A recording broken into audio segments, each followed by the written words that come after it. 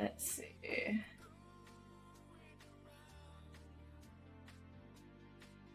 Is this working? Yes, maybe. Yes, it is. Awesome.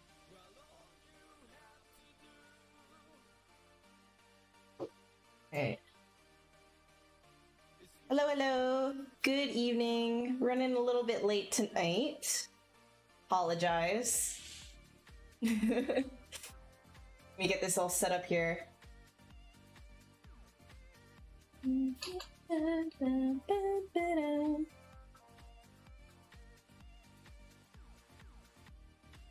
Okay.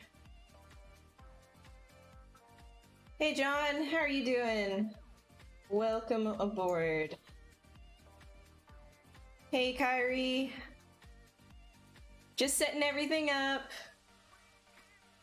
I'm doing good, I'm doing good. I'm just like, I sprinted to my computer. I was like, oh my gosh, I gotta stream. Totally lost track of time. Hey stupid and smart. Hey zombie, hey Brecky. Hey Onir. Alright, okay, so last week we started on Krampus. So this week I wanted to continue it. Just because like I had a lot of requests from people to just like keep going on it, so I was like, oh, yeah, sure, why not? And then like, you know, everybody else in the Pixologic channel is doing their version of Krampus anyways, so I did polish it a little bit more afterwards, so he's got a little bit more work done to him from the last stream, because the last stream I kind of like left him on a really rough note, and then I just did a little bit of anatomy work to get some of the main stuff in there, proportion wise and everything, make sure everything is hooked up properly, and just trying to like figure out how this internal thing is gonna work. So I did that off stream. I did record it, so maybe if I'm not bird-brained enough, I'll actually put it together into a video, like a time-lapse or something. We'll see. But it's not that much work that I did. For reference, we can actually open up the last one that we did from the last stream, if I can get the date of it correct. I think it was the 2nd, right? Yeah, I think that's the one that it was. Krampus continued, hell yeah. So this is what we I think this is sort of what we ended on last stream, right? Something in this realm anyways, not super fleshed out, kind of meh. So I did a little bit of work on him after stream, and then that's what we have now. So different proportions and stuff. This guy looks like a sad, he just looks kind of sad, you know? And then now we've got a little bit more of like a oomph. Not so sure about the horns. They do work in this kind of like side profile, but I'm thinking of like even pushing them back a little bit more, so you get that straight line from the dome of his head backwards. So then this whole thing could even be pressed in more, because right now it is looking a little bit unbalanced. Krampus has evolved. He took some roids, actually. That's what happened, is he took some roids.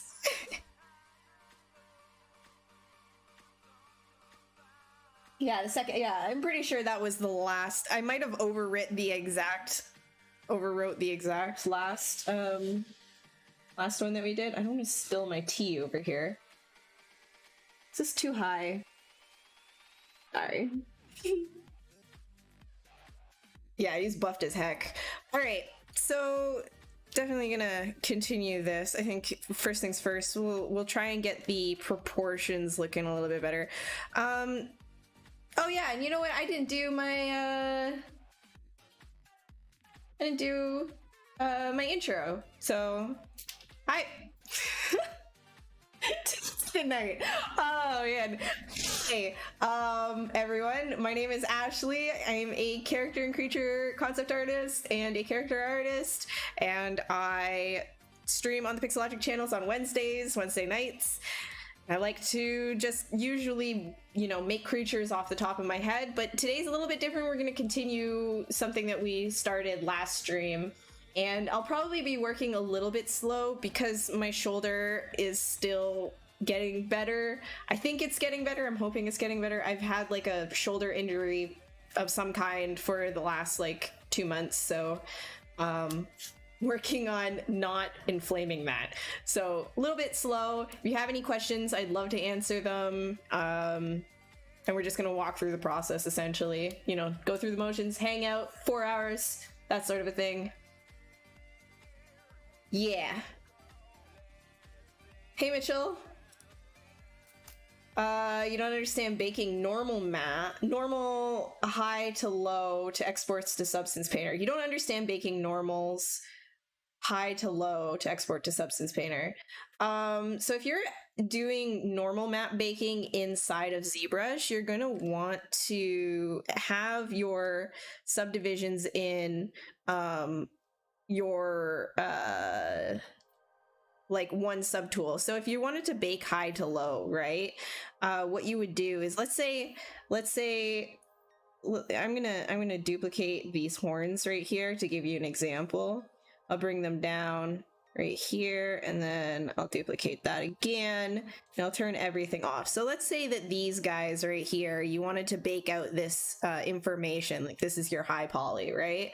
So what you would do is, you know, first you need a low poly. So either you import a low poly that you've already, you know, re-topologized on top of this, or if you wanted to be quick and dirty about it, which, you know, not recommended for production characters, but if you just wanted to do something for illustration purposes, or if you wanted to, you know, just do this for yourself or anything like that, you could always just come down into the geometry tab, do a Z-remesh of this.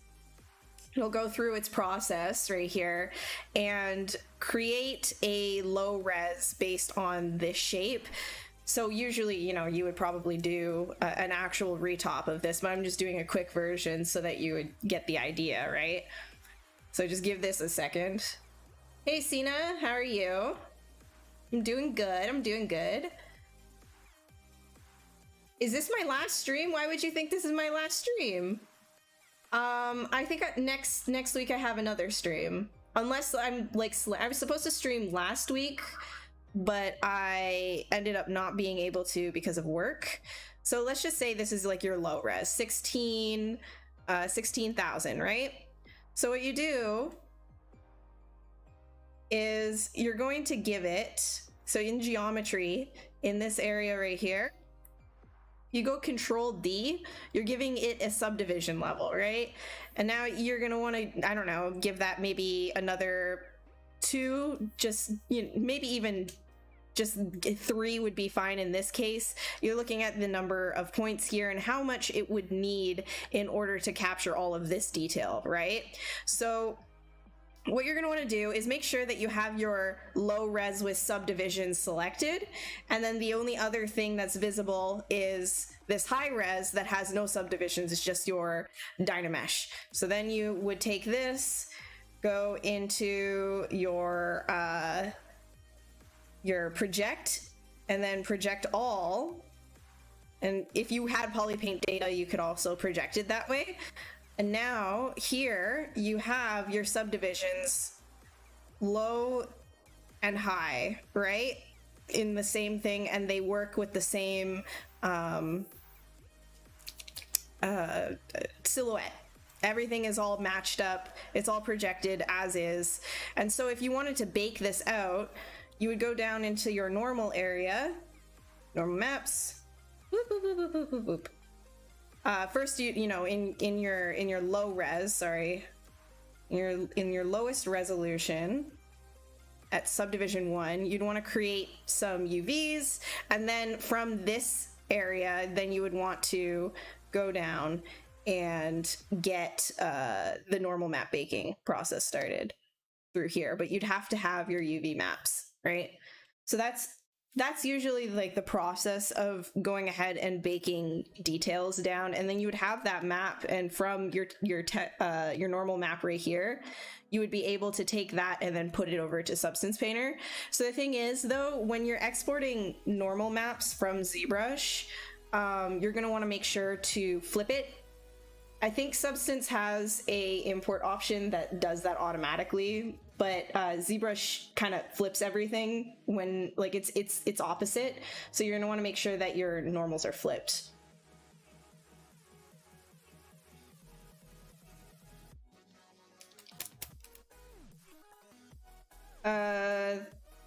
Holiday? Yeah, but I mean streaming is fun, so. Is this the goat one? Yeah. All right, so more people are in here. I'll show you what's going on.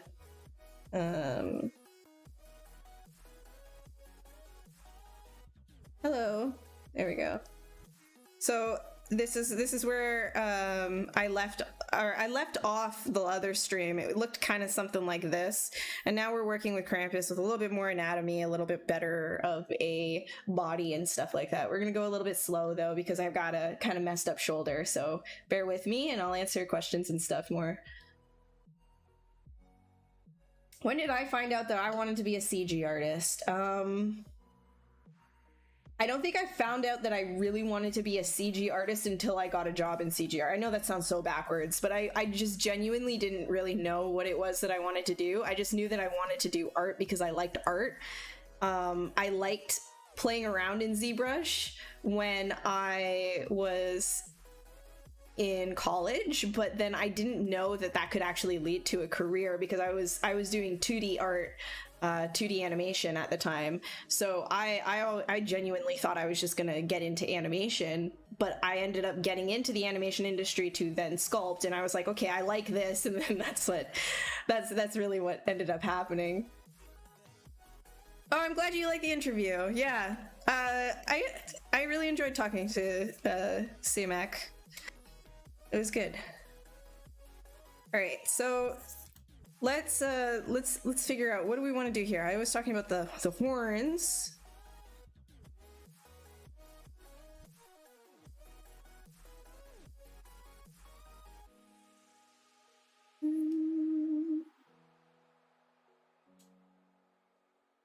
Yeah, I mean, the anatomy on this guy, it's all kind of there, but it's not exactly as strong as it should be. Like, yeah, we've got like the acromion process. Specifically, I find I've learned a lot about shoulders recently because I have a messed up shoulder. So actual shoulder anatomy and understanding insertion points and things like that, I did because I was like, what specifically is hurting here? Like, what did I pull? What did I like tear? What happened, you know? So I've been looking at a lot of shoulder anatomy and I think I really get it now. Did I receive the question on Twitter? I don't know. I'm not on Twitter right now, but I'll check afterwards. It'll probably be in my inbox request area. That's usually what happens. I miss some people's questions because of that, but it's never because I'm trying to ignore people. It's just a lot of the time stuff goes into like request and then I don't see the request. So I'll check afterwards. So this one, I'm probably gonna take the horn here, and yeah, because I like this continuation right here. It kind of breaks the flow of the character, but if we just kind of pull this back, then it's fluid. It gives that feeling of fluidity. Then we want, because now we're having a little bit of like a weirdness with the ears, which I do like. The ears are kind of connecting to the horns. It feels wrong, so we can just do a little bit on the outside. All right, we need a different playlist. What do you guys think? Station. We're on Pretzel Rocks right now, by the way, if anybody wanted to know. How about this? This looks better. That looks better. It's all royalty-free music. I can't control that.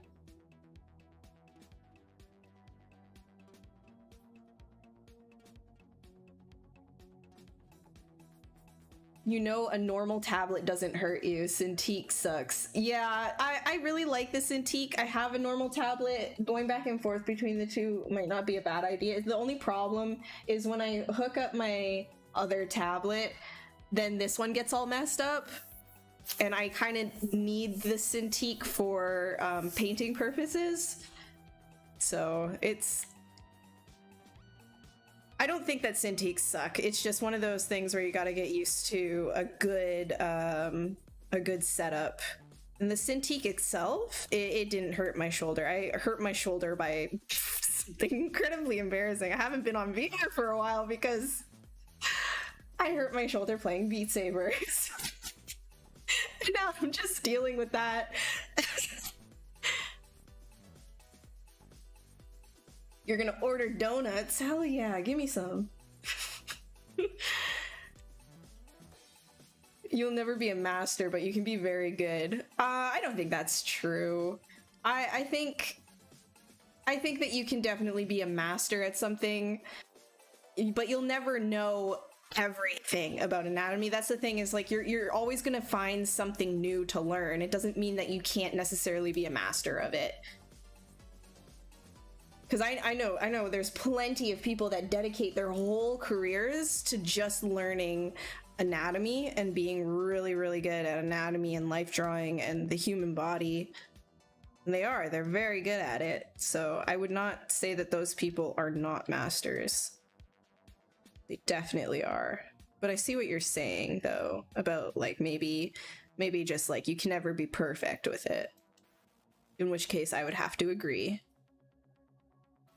Yeah, don't make fun of me, okay? Like, I was stupid with it, and now I'm dealing with that pain, and I have to figure it out. I have to figure it out, okay? Yo, I was... The third day that I was playing Beat Saber, I was already, like, on Expert Plus, okay? You get on my level. You get on my level. I went too fast.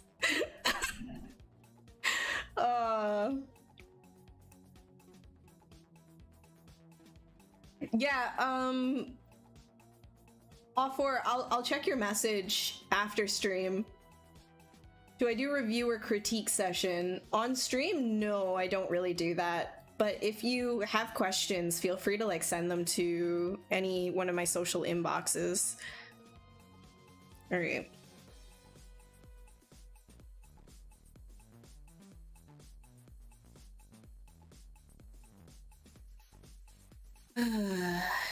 So let's say we play a bit with the hands. I think that would be good because these are suffering, you know? These are just like their own level of yikers. Dude, Beat Saber, don't! No, I can't! My shoulder! My poor shoulder! Leave me alone.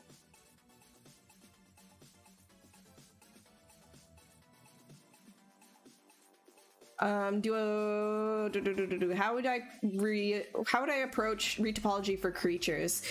Depends on the type of creature. Every single creature will be a different like approach, but generally when you're doing any kind of topology for anything, I would say work on the bigger forms. Make sure that like you're not following like all of the individual like wrinkles and things of that nature, because that's when you're going to get really lost in what it is that you're doing. So like a lot of creatures have like a bunch of wrinkles and like scales and things.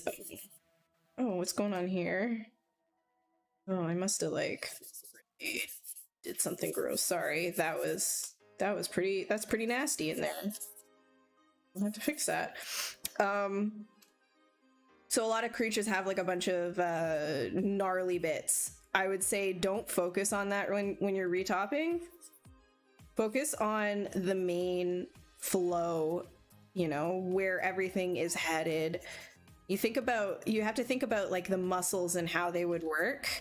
So you know, something for this, it's like easy because you would think about it like the same way as a human anatomy, right? So you would follow these sorts of shapes generally. Like it depends on what, like how complex of a rig that you're going for as well. If you're retopping this just for yourself, then I would say like follow it through with like loops all the way down and then just project the details. It wouldn't really matter.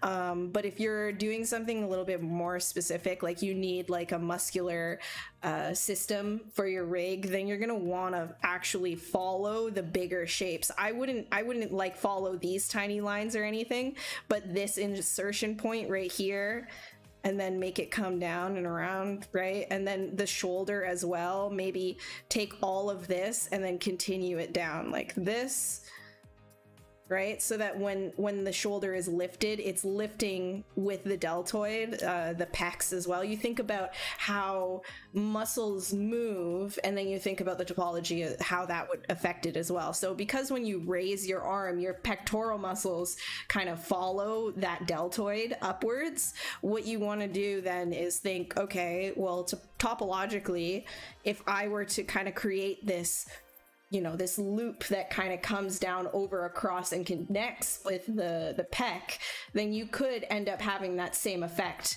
occur.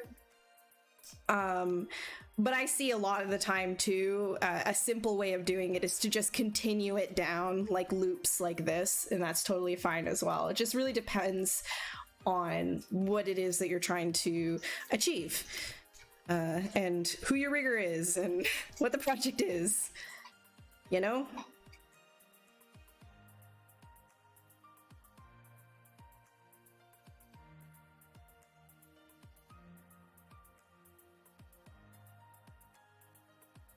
For a lot of assets that are not like hero assets, for the stuff that I do, I usually just stick with generic, like generalized topology. So that'll be like keeping loops as straight as possible, following just like the flow of things, but, you know, not worrying too much about individual muscles or anything.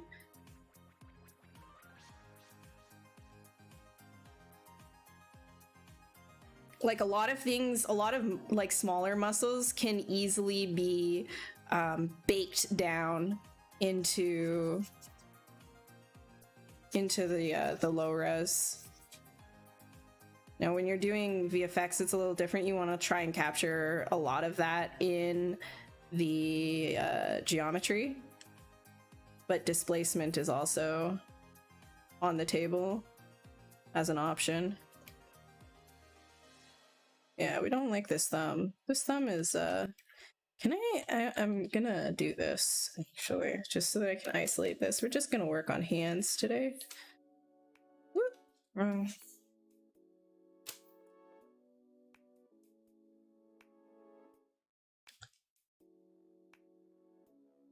Where are these guys? There we go.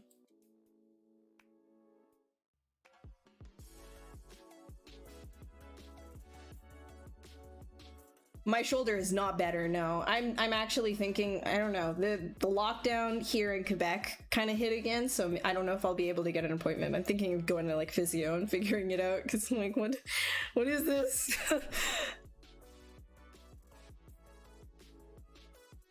How can you just call them assets? They're like your children. No, it's an asset. Don't get attached. Don't get attached to your work for professional stuff, because you're just gonna get burned when you're asked to redo something. What about the bulge? You ever encountered issues on how big or how small? Do you mean his wee wee? Do you mean like anatomical wee wees? Is that what you're talking about? Because I haven't had to do any anatomical wee wee-ness.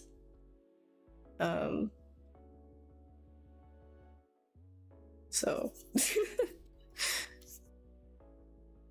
not really sure what you mean by bulge.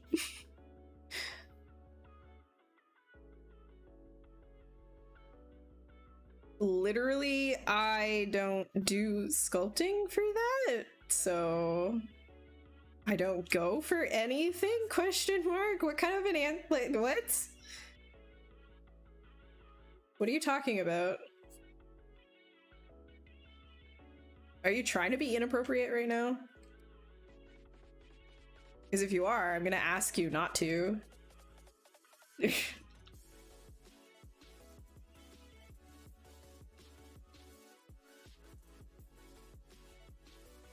I mean, if you have to do like, if you're doing what's it called? Figure sculpting. Do it with taste, you know? Like you don't have to spend like 9 hours on it. But putting it there can give, you know, reference to like it can give it a classical feel as well. It just really depends on like who you are as an artist and what you want to put there. Because a lot of the time it can look a little bit weird. Like if you're doing an anatomy study and then you just have like a blank space there, it can be a little bit strange to look at that. So if you wanted to put something there, then go for it. But like, don't make it the focus unless like you're trying to be dirty, in which case this is not the stream for that, and I can't offer you advice. When you use clay buildup on fingers, it deforms the shape you're working on. So there's this thing called backface masking. You can see mine is up here.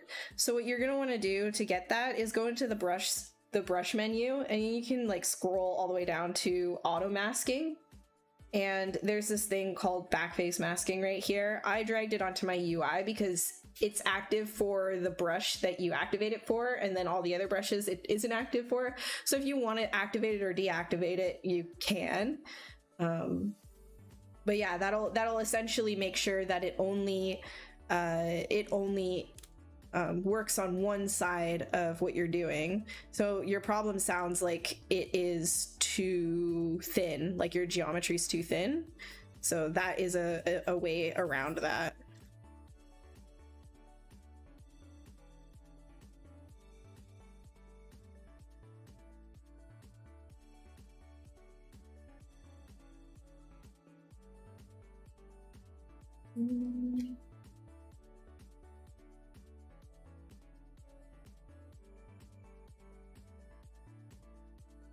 Hey Mike B, how are you doing? It's good to see you. Oh no, Monty.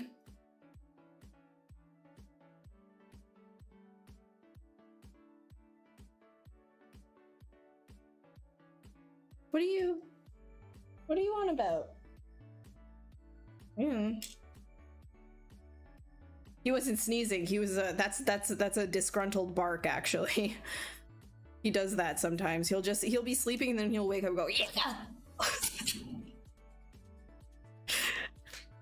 Like, for why?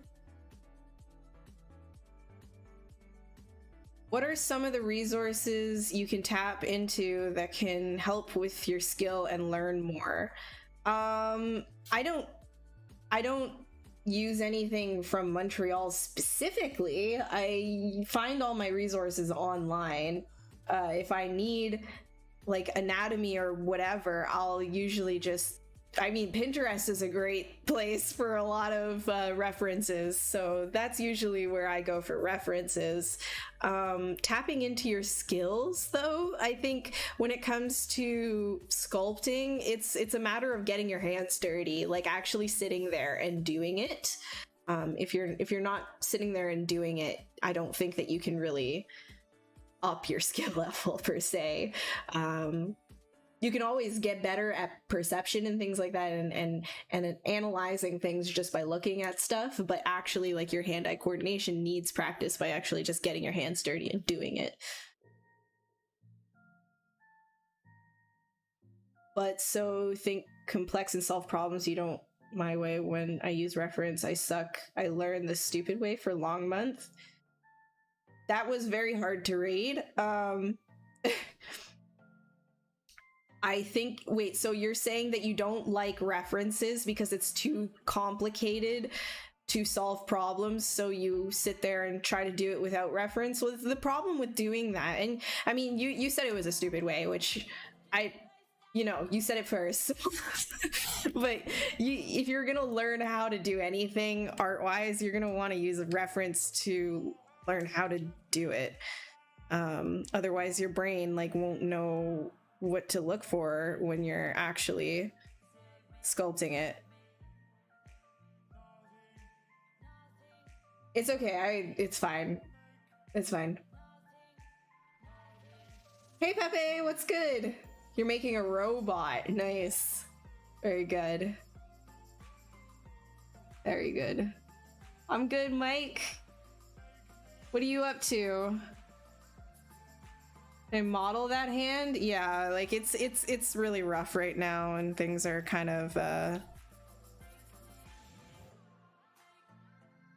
trashy. Working on it though.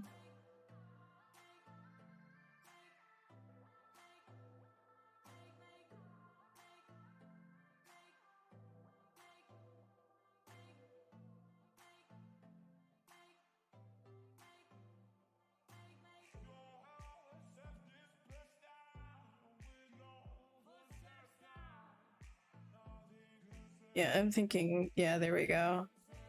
That was the bigger problem, is this thumb was not cooperating with me to relax it more.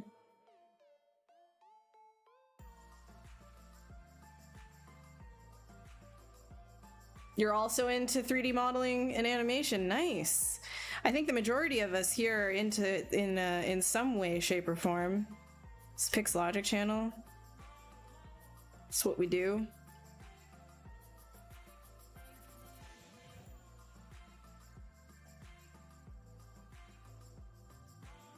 Honestly, my new task right now is learning Unity.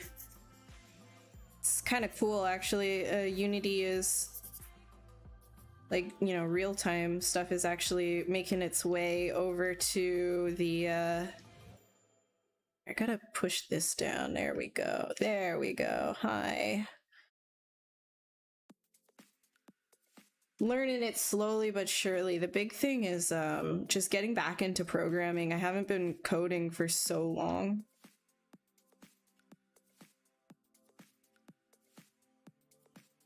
But the cool thing too is, like, you know, using something like C# is very similar to JavaScripting, which is what I know how to do from way back when I used to do that.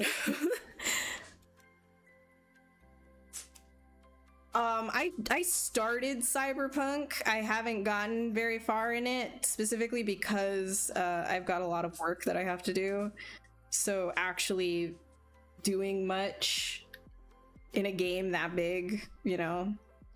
I made my character. That's about it. All right, I need to... Made my character, did the tutorial, and then I had to log off and do more work.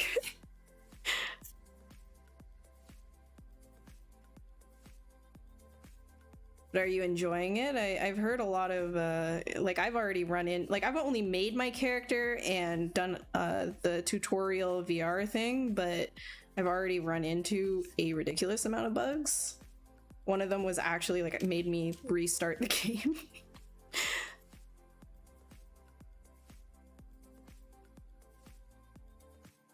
Like, when I was in the VR thing, I couldn't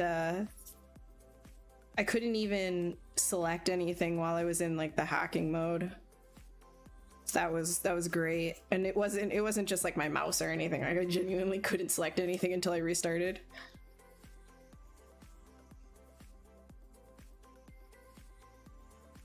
Yeah, I went corpo.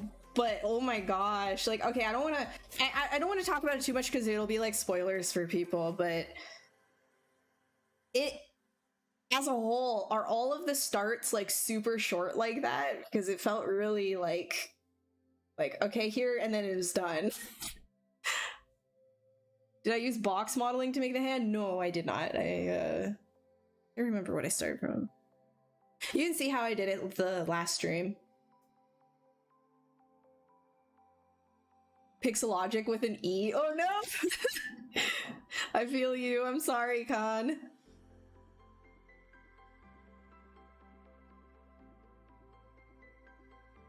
I want to get a sword. I like the sword fighting. I just want to just sword. Just, that's it. I just want a sword.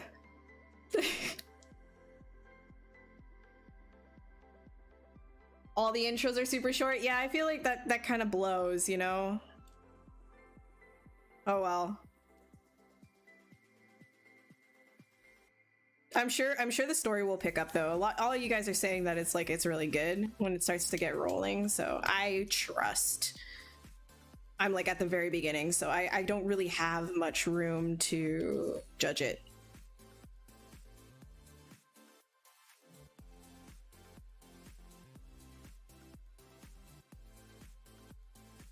Okay, this guy.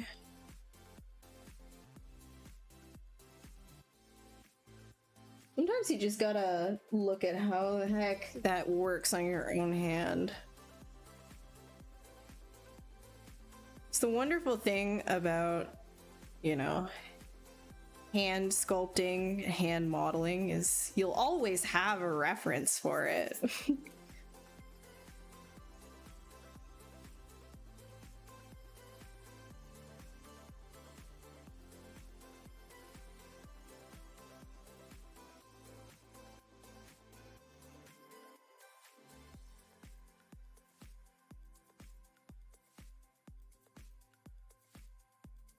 All right, sir.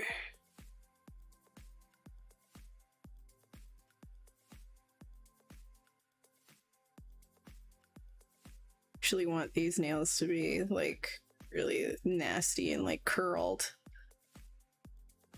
Gnarly.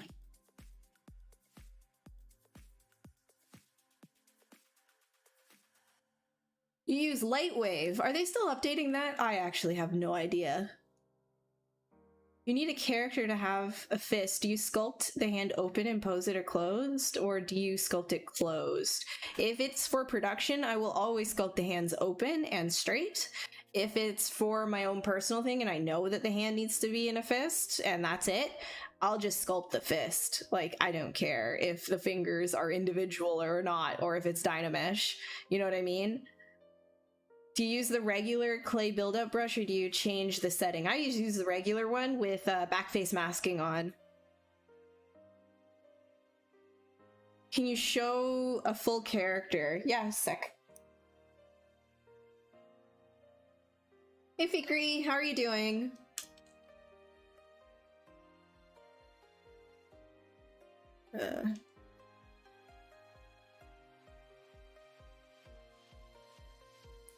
That's what we're working with. Here, I'll even put him. He's got his little like stick whacker, you know, because he's Krampus. He's got his little broom thing that I made real quick over here. Heck yeah, whack him. All right, I'll put.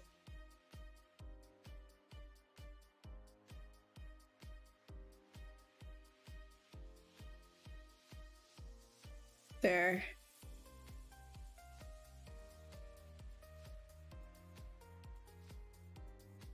The bag kind of scares you the most. Yeah, I know, because it's literally like, well, we know what it's like. That's what I was trying to like figure out, right? How would that work? Well, you know, his abs could literally just be sunken in. And this could be like his rib cage area, right? And all of that is just kind of like inwards. And then the actual outer skin part is falling. I was trying to figure how would something like that actually work. When I pose him too, I think I'll have like some, like a little hand sticking out. You know, if you know the story of Krampus, you know.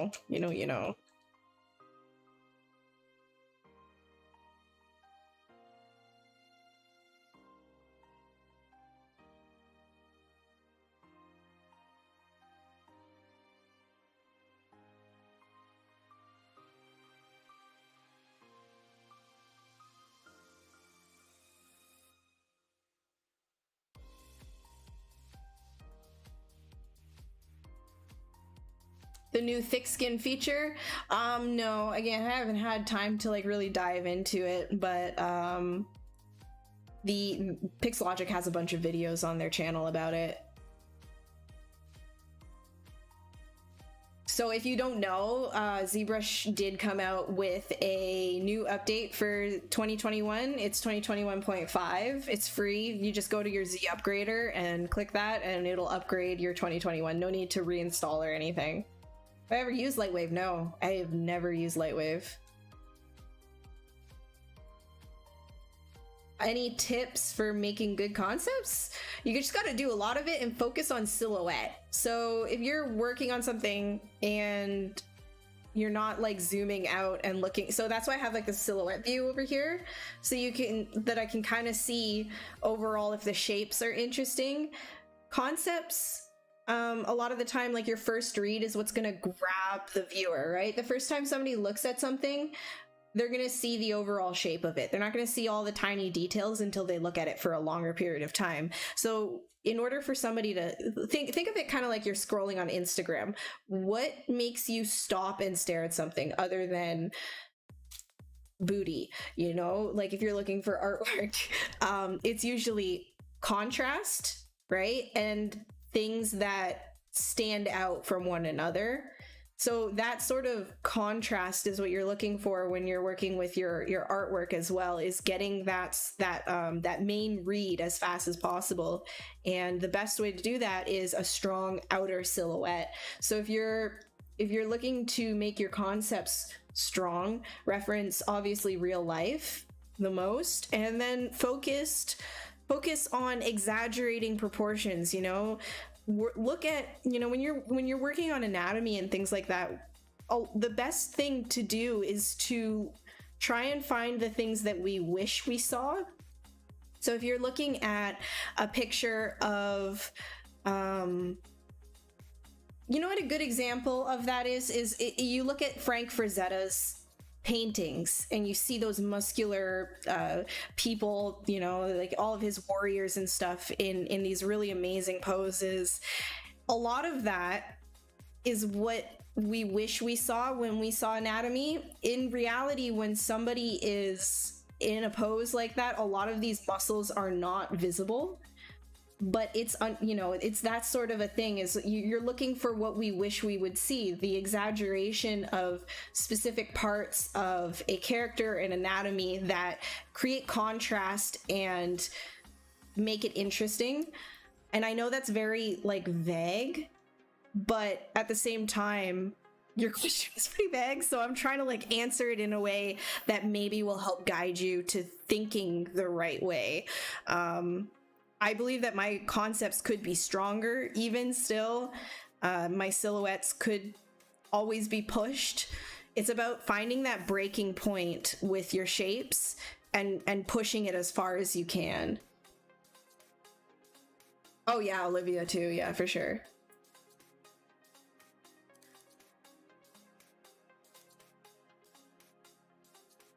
Well, I mean, asking questions is a very good thing, especially when, you know, you're just starting out in something. It's like, how do you get started with something? How is it possible to think a different way in order to achieve these things? It's all very, very valid. All these questions are very valid in themselves. Because a lot of the time, you know, different people will have different ways of handling learning and things, right? Like me, when I learn a new software, it might be actually very different from the way that a lot of people learn new softwares.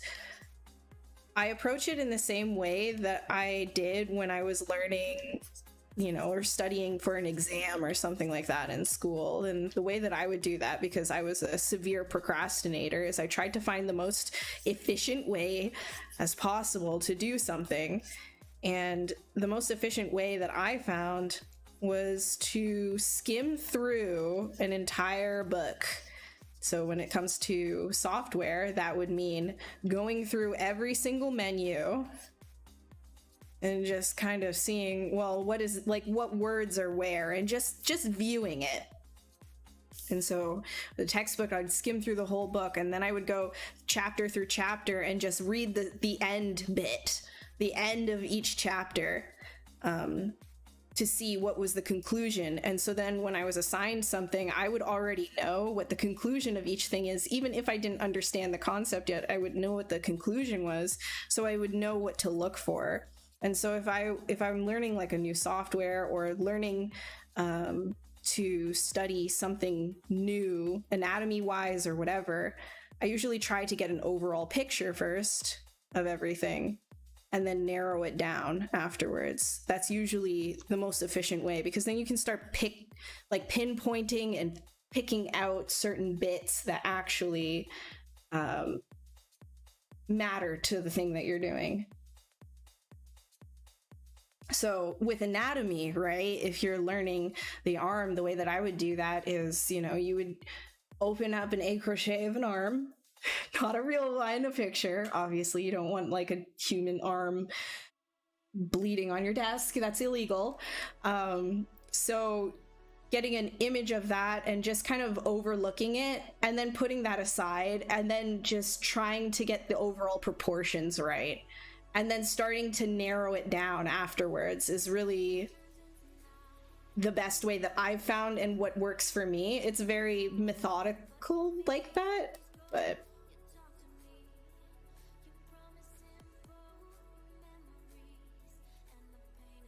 how do I come up with ideas? Do I reference or just sculpt what's in your head? Both, definitely both. So the whole thing, imagination is built on everything that you've already been exposed to. You can't have a strong imagination without looking at things. You're if you've never seen the color purple, your brain won't really know what purple is. It's essentially, right? Like, so when you're using reference and studying things, you're learning about it and putting context to what you've seen. And that's important, because when you have context to what you have seen, you understand it more, and your brain can make new pathways and connect things better in a more interesting way that maybe wasn't possible without you understanding the subject matter. So referencing is incredibly important to strengthen your imagination, but to strengthen those pathways that I was talking about, you need to, after studying, you need to push that aside and have time for yourself to just not look at anything and purposely work on your memory and things of that nature to pull this information forward and put it together in a natural way that isn't just staring at a picture and working out a puzzle that way. That's how you strengthen your visual library and being able to work off of reference and without reference.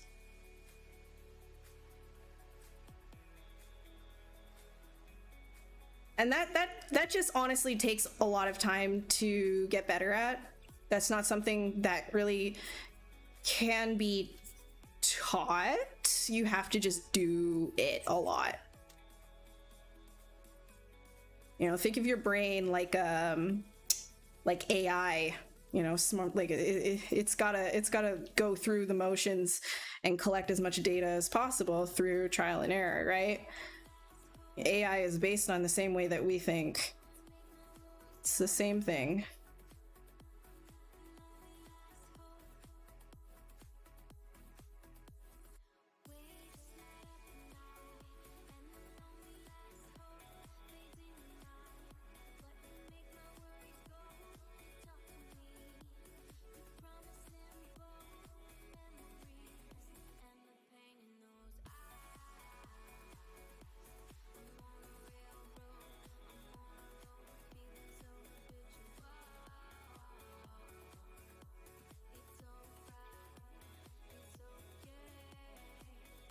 Machine learning brain. Have you guys seen that the Google AI that actually just takes your drawing and then it's called Chimera or something, like the Chimera project? It's so bad. It's so funny though. You should look it up, like Google's Chimera. How long have I worked for? I have not ever worked for Pixologic, actually. These are all volunteer streams, but I've been doing these streams, I think, for 2 years now, or 3? 2 to 3, something like that. Yeah, Google has several different AI, but the Chimera one is really funny. Go is pretty impressive. What's your advice for somebody who just started in 3D, trying to create a portfolio and find a job eventually? Honestly, this is going to be really annoying, right? A lot of the advice that I give is not super solid advice, so please have patience with that and try to understand what I'm trying to say to you. I literally think that you should just keep doing stuff. That's my advice when you're just starting in 3D, is to just brute force your way through. The biggest problem is, you know, people give up. And so if you don't have that stubbornness to just keep going regardless of feeling like crap because your project might not look the way that you want it to, you know, that stubbornness is what's going to get you places. The persistence, just making sure that you keep putting your head down, your pen to the paper, pen to the Cintiq, pen to the Wacom, whatever, and you keep doing something every single day, no matter what that is, it will lead to you getting better. If every single time you make something, you look at it, you pick out 1 or 2 things that you think you could improve upon, and then focus on improving upon that specific thing on the next one, you're just going to keep getting better. It's the way that it is, and actually focusing on it. That's what I would say. 3D modeling as a full-time position. Yes, sir. I am a concept artist, actually, mostly concept and design in 3D. So I do sculptures, right? And these sculptures are usually used in the design process instead of the back and forth of 2D design. It'll just be in 3D with somebody like me, which cuts down the whole process for clients to be like, oh, okay, I understand what's going on now, and I can see this because it's already in 3D, sort of a thing. So 3D designer / concept artist for characters in the animation industry. I do a lot of maquettes and things like that. And if a client like really wants to hold on to me, I don't mind doing the modeling, the actual modeling work for them as well, because that's where I started anyways. I started as a character artist, but first and foremost, I do sculpting. I'm a sculptor.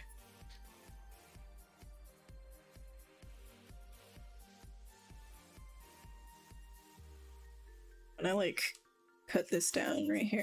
There we go. Let's bulge this bit about. And from the side here.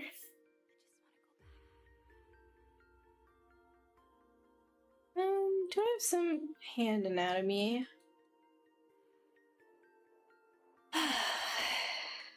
Some good pictures that I can use here.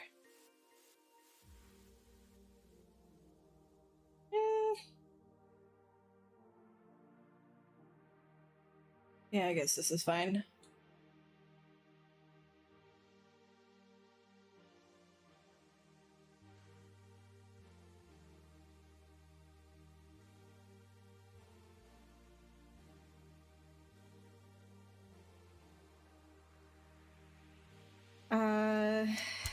Mike says, can't confirm. 100% people who think they can't do it can't. Self-fulfilling prophecy. Those who challenge themselves, seek feedback, work hard will invariably succeed.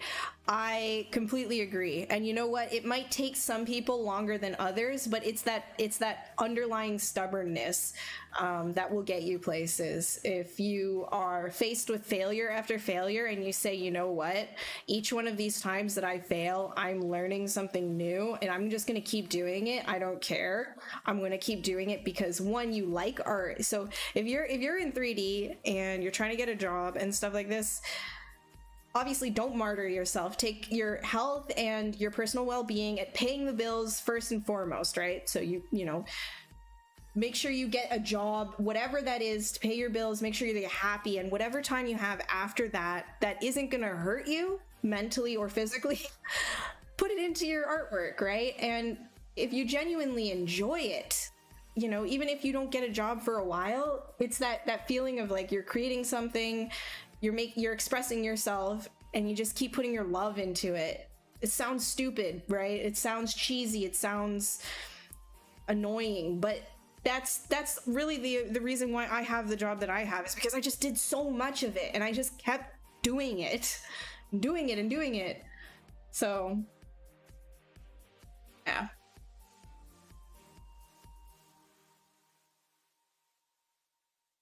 You have a brain injury and you want to be a 3D animator. Honestly, like, this industry is very kind to people, from what I've seen anyways, with disabilities. As long as like you can hit a deadline, like, it's indiscriminate. Nobody cares, you know, what your background is. If you can actually hit your deadlines, it doesn't matter, you know? So defining yourself by the disability that you have, don't worry about that. Like, if you're just genuinely like doing what you love to do, I would say the heck, right?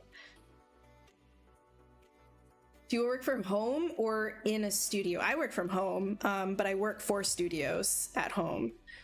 This year has been incredibly kind to me in terms of work, which I almost feel insensitive saying. No, I don't almost feel it. I do feel insensitive saying that.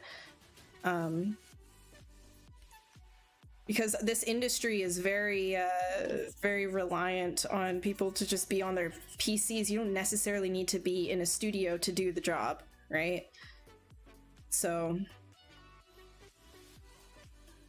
work from home is a viable thing. If you're looking to get into the art industry, it's definitely viable.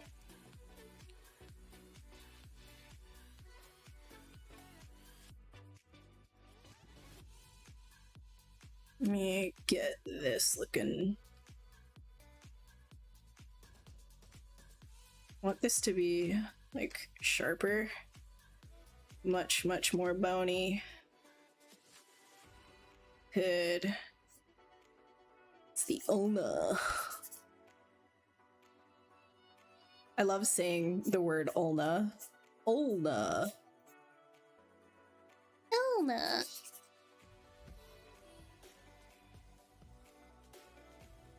So the fun thing about hands too, unless like you're you know, you want to be like super realistic about it, is a lot of the veins and stuff, different people will have different parts of their veins that are visible. Overall, they come around in the same locations. Like, you have to have the same, like, a certain number of them for it to be right, but the actual arteries themselves, like, they, you know, they position themselves differently on everybody's hands, so you don't have to be super specific about how they overlap. Why not regular move brush? Why snake hook? Snake hook moves things a lot faster, in my opinion. Move brush is very calculated, methodical, and moves everything at the same pace. Like, everything is equal distance moving, essentially. But the snake hook brush will essentially just take everything and move it. Like, you just keep moving it, essentially. Here, look. See, I can just keep moving it if I want to. Sure, it gets all like nasty over here, but it's fast, right? So I don't have to worry about, you know, doing that in multiple strokes. Whereas the move brush, if I go to brushes and then go move, right? If I were to do that, then I would have to, you know what I mean? So I just use the snake hook brush.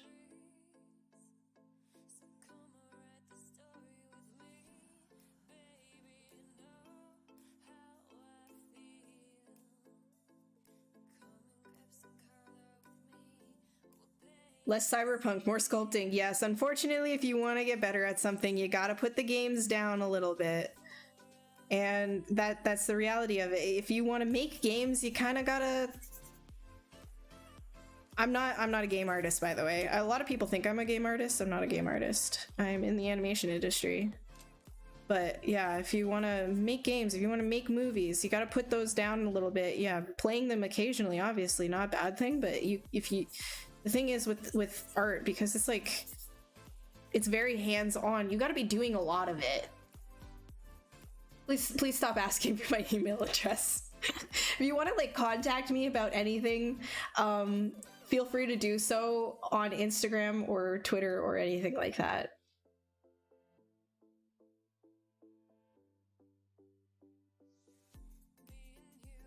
Nice to meet you. Do you think that generalist CG artist is a bad thing to taking a job in the VFX or game industry? Generalists usually are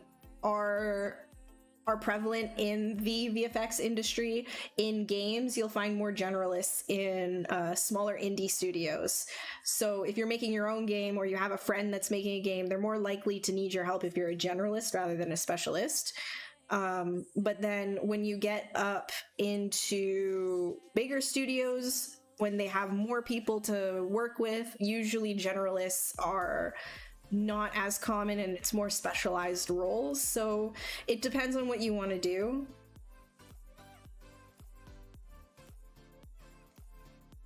Me as a sculptor, I work with actual full-size studios on like full-size productions. So I don't believe that I would be hired as a sculptor, like my specialized sculpting, for an indie game, for example.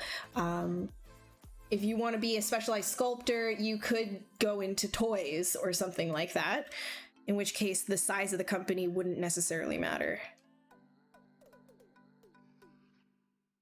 And again, like, I'm sorry, I'm working a lot slower today than I am what I usually do on these streams, because making sure that my shoulder doesn't explode into 1,000 million different pieces. Thank you, Beat Saber. God, I'm not gonna live that down, am I? Like, what was I?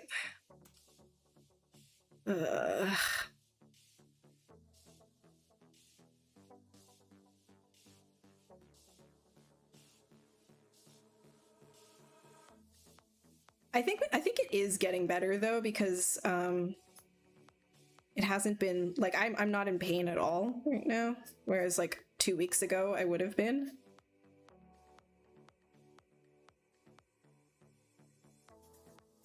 So here's to hoping.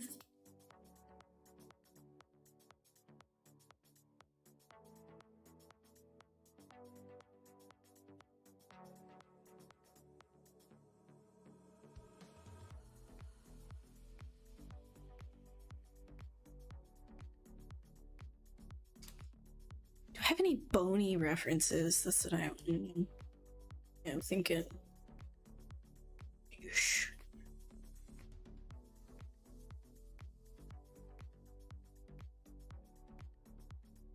We'll get the veins going in a bit.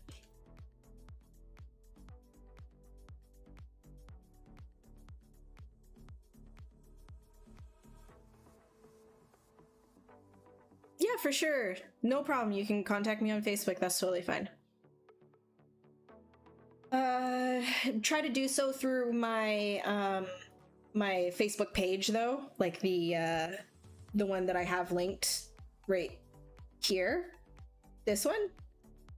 Those are the messages I usually see. If you try to go through my personal Facebook, I usually don't see those. I actually think, Tom, that it's my Supernatus.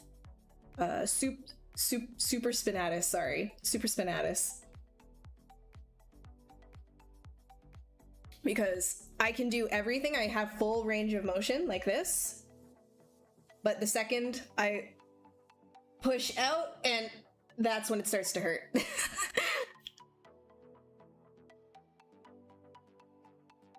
Friend wants to get Wacom for her daughter. Would Wacom 1 be a good start for her? Should she attend Sheridan College in Oakville, or should she be looking for a Cintiq? Ooh, okay, so a friend wants to get a Wacom for her daughter. So her daughter wants this. Yeah, I don't know about the Wacom ones. You're thinking that is she into 3D, or is she like into painting and stuff? The Wacom is a really great brand. I definitely would recommend that. She does not need a Cintiq just starting out. Absolutely not. That's incredibly expensive, and she might not even like it. And giving a Cintiq to someone younger might actually encourage back problems earlier rather than later. So I would say definitely just a tablet without a screen would be a good starting point for anybody getting into digital art, even if you're just doing like painting and you're not doing 3D. Either way, it doesn't matter. It is nice to have the screen, don't get me wrong, but in terms of overall ergonomics and price range, I would definitely say just do a Wacom tablet on the desk. Does she need to go to Sheridan College in Oakville? So that's where I went. Does she want to get into animation? Is that it? So the thing is, I'm going to be incredibly honest about this program. From when I went to school, if she wants to get into television animation, it'll teach you, it'll get you there, like you'll probably be able to, she'll be able to go to a place like Guru Studios or Mercury Filmworks or something like that, right? But in terms of 3D, I'm not so sure. And also, during like this time of like the pandemic and stuff, if they're not letting the kids actually go to class, I wouldn't recommend going to university or college right now, because the whole thing with learning art in university and college is the experience of meeting people and talking to people. It's less about the actual the actual university itself, unless you've got like professors that are legitimately from the VFX industry and the animation industry that are just working there part-time, then you're not going to really get your benefit. A lot of the time they teach things that are outdated and things of that nature, and you're more likely to find good information online and just do a lot of practicing for your portfolio on your own time. However, if the kids are allowed to go into the university and have that experience, it's a really great life experience, which I would never give up. I'm glad that I had it. And it's a really good opportunity to meet people for future networking purposes, right? So that's another one that I wouldn't give up. Hey, Lemon.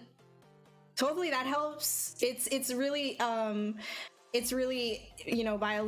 It's really a thing that is going to be up to her mom, right? Like the actual school itself, I wouldn't say is a guarantee that it would get her a job or anything like that. Yeah.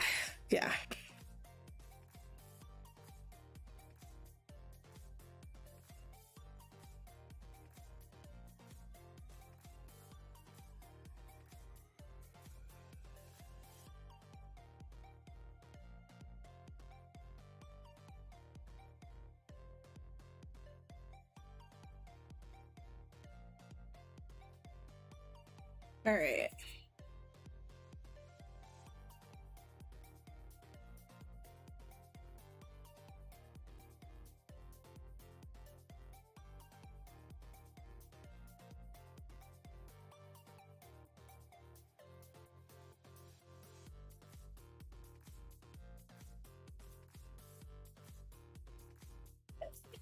Oh, excuse me.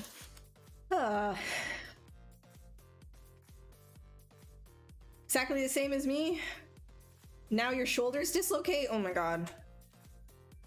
Jesus.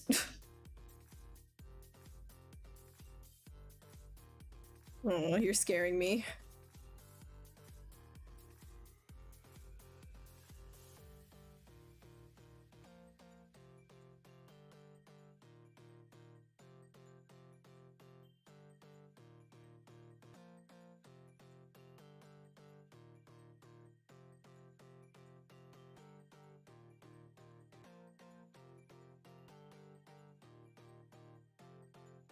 I'm definitely not ignoring it.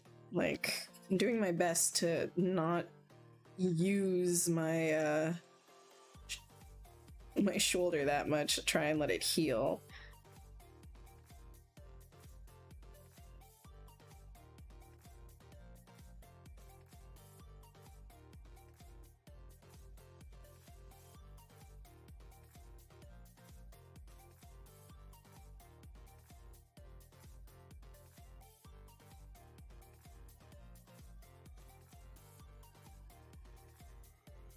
Out of curiosity, what are things, products, games, etc. you worked on, if you want to?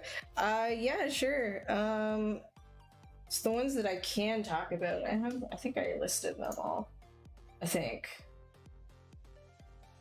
A lot of the stuff that I'm working on is NDA and has been NDA for God knows how long, so I can only like talk about so many things. Some of my clients are you know, various indie studios: Spin Master, Mythos Studio, Sinking Ship Entertainment, Jam Filled Entertainment. I've worked at Tangent Animations and Arc Productions. My first project ever was Barbie Starlight Adventure. My second was Disney's Elena of Avalor, and then I worked on the movie Next Gen. I was a concept artist on Endlings, and then there's like a load of NDA stuff that's just been NDA for like 2 years or more, so I can't talk about anything recent.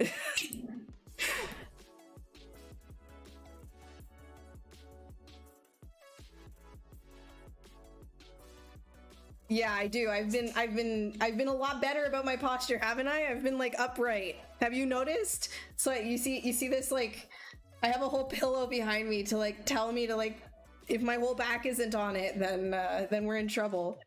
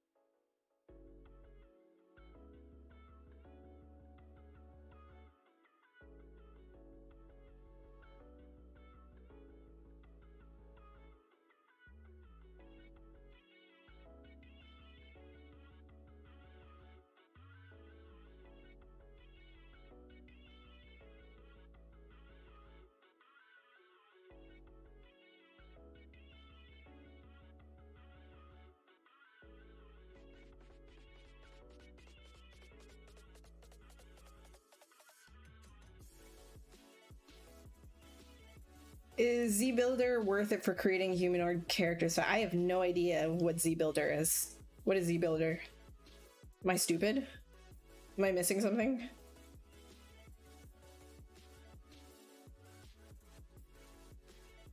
Is Elias Wavefront still in Toronto? I remember them in the... I don't know if... I don't think Elias is in Toronto.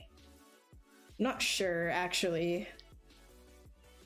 I haven't heard of it. When I was living there, I didn't hear of it. Have you used recently some of the new features? No, not recently. I have not tried it yet. Yeah, so the reason why I have a lot of my own personal work is because of NDAs. So you're going to be working with a lot of NDAs, and a lot of the time, like, you know, in my situation, a lot of the projects that I work on might not even get greenlit, right? Because I am a lot of the time on R&D things, so that's usually, you know, before something even gets approved by client, it's just sort of a pitch project. So because of that, a lot of the stuff that I've done might not even ever see the light of day. And so what do I have to show? I have to do my own work, right? So even if you get a job in the industry, highly, highly, highly recommend doing your own work and having that up on your portfolio.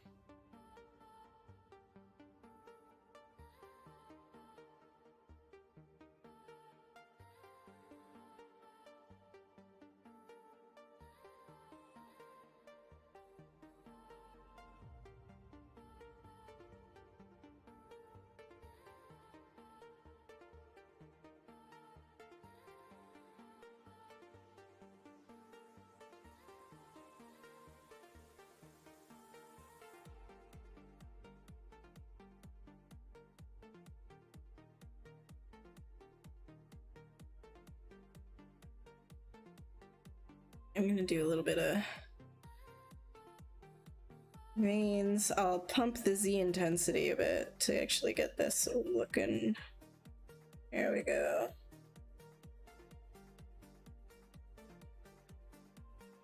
Vein. I'll probably only do like the really big ones here.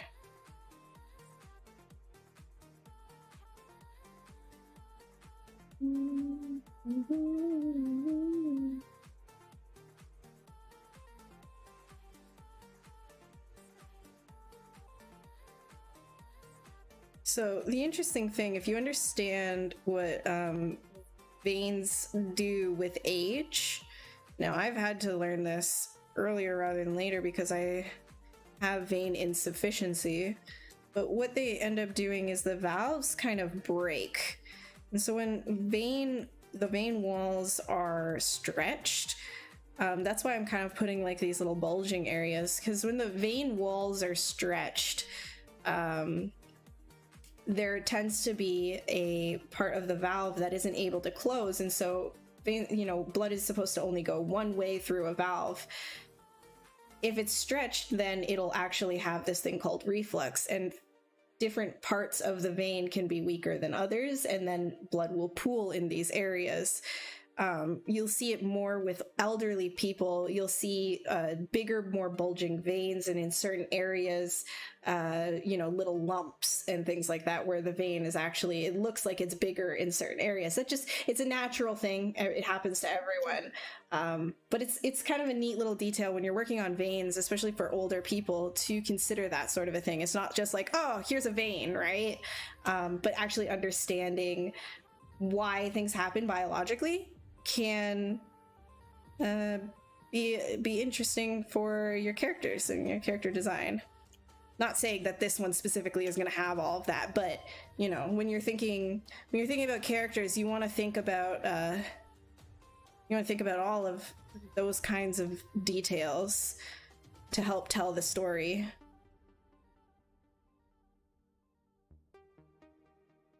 Because most people won't know, those little details and things, but just because most people won't know it, when they look at it, it'll make sense because it's something that we all see all the time.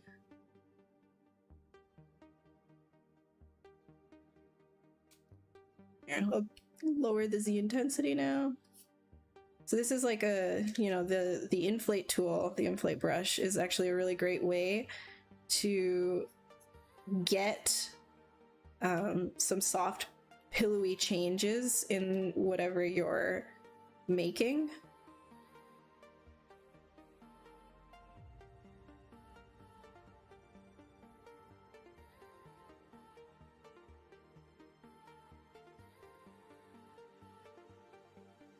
You might notice here too that I'm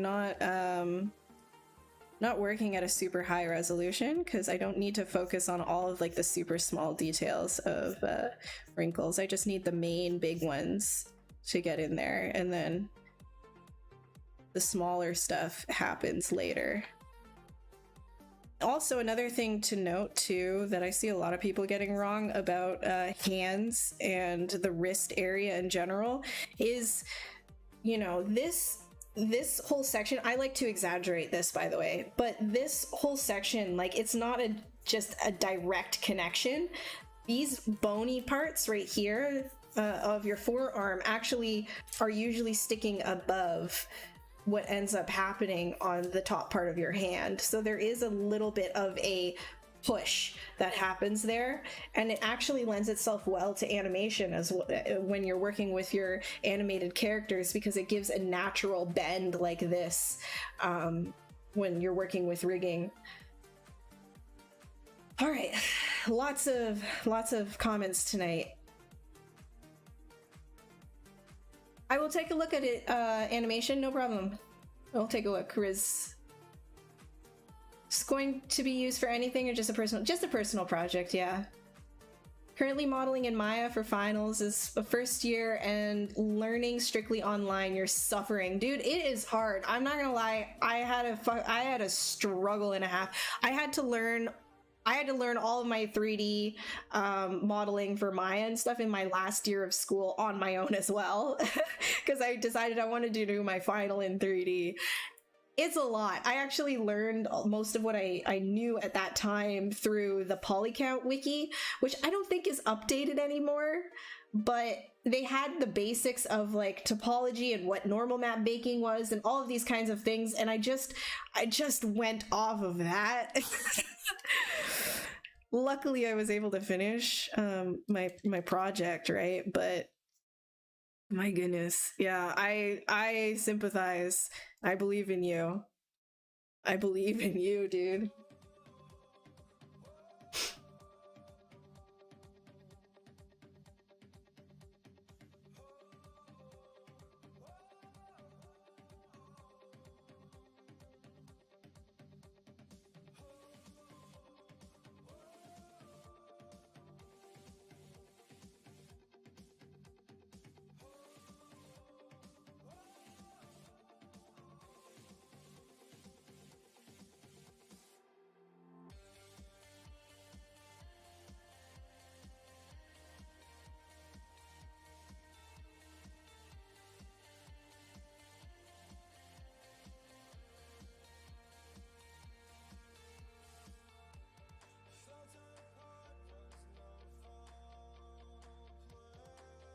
All right, let's get, ooh, hello, focal shift 100.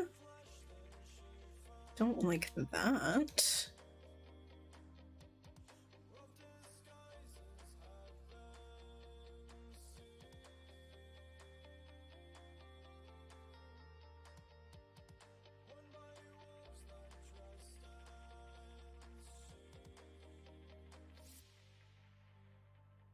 All right, let's get these to be all nice and curly, like I was doing for the thumb.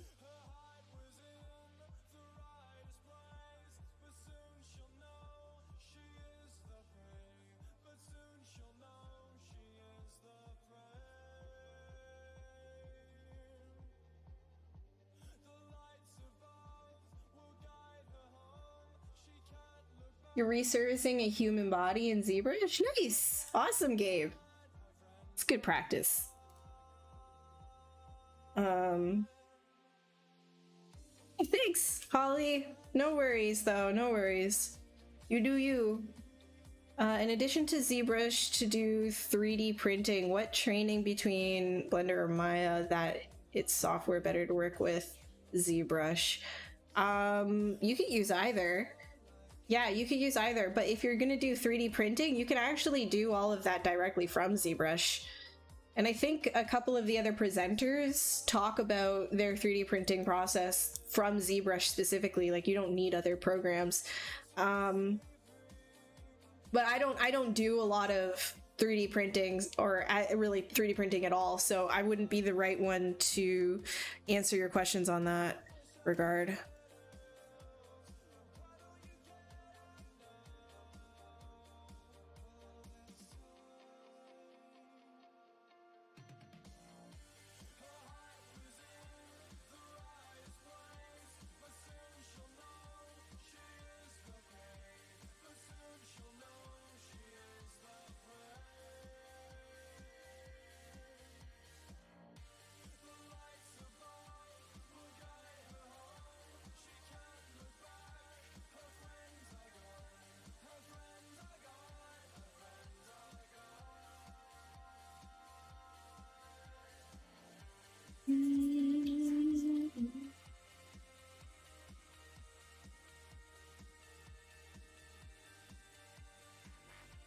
This is another thing that I like to do, is to just kind of like, you know, use my Damien standard to create something and then take the snake hook and just push it so that it feels like it's an actual like indent.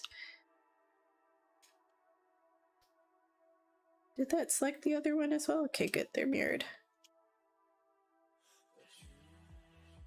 Booleans and ZBrush is all you need. Yeah, like Booleans are pretty much, yeah, they're there for that good.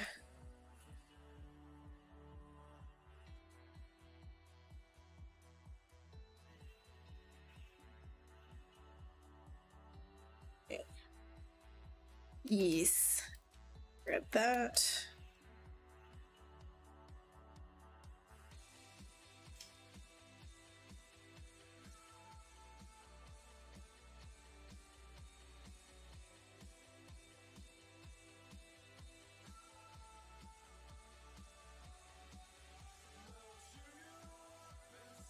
I did printing as a profession for a little while till the, yeah, kind of ruined a lot of plans, didn't it?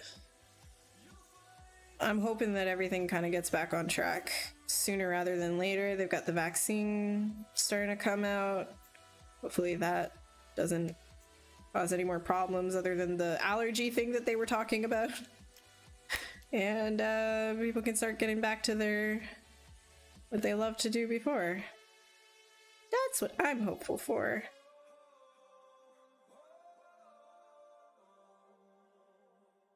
It's actually insane how fast they rolled out that vaccine. I mean, it makes sense because, like, it's a respiratory flu-like illness, so it's something that they probably were already studying with something like SARS. So then they just had to keep working on that from the information that they already got. Makes sense. It's just like, dang. Them scientists be big brain. Big brain. I think the Pfizer vaccine is it. That one operates by just creating the protein stem, not the actual whole thing. They're just putting the protein stem, just giving your cells the instruction to create the protein stem that is unique to COVID, and then that is supposed to train your immune system. Just kind of neat.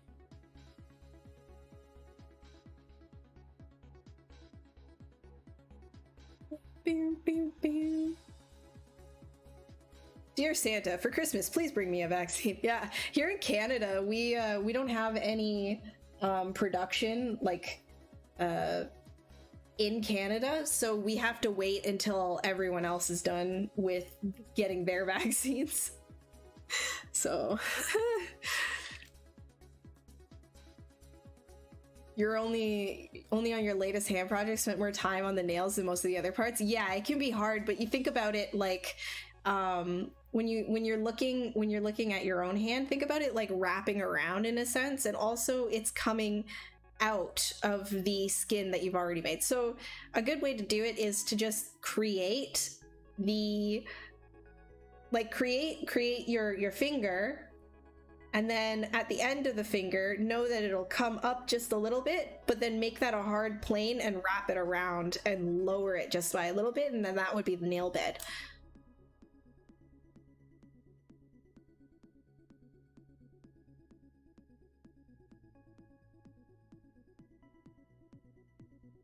Warp speed.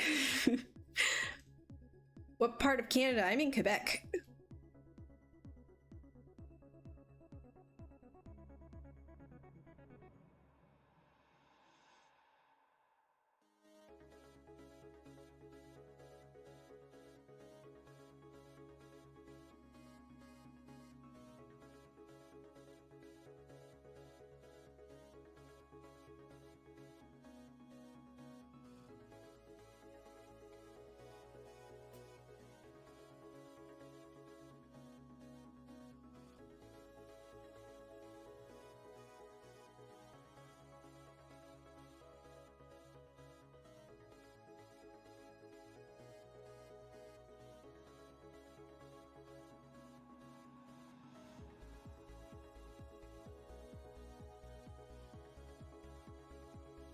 Oh,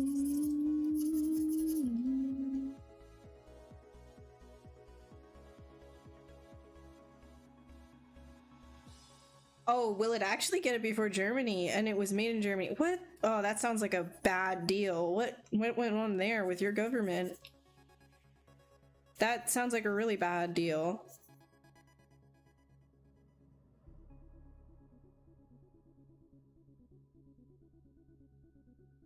Can't imagine people in Germany are too happy about that.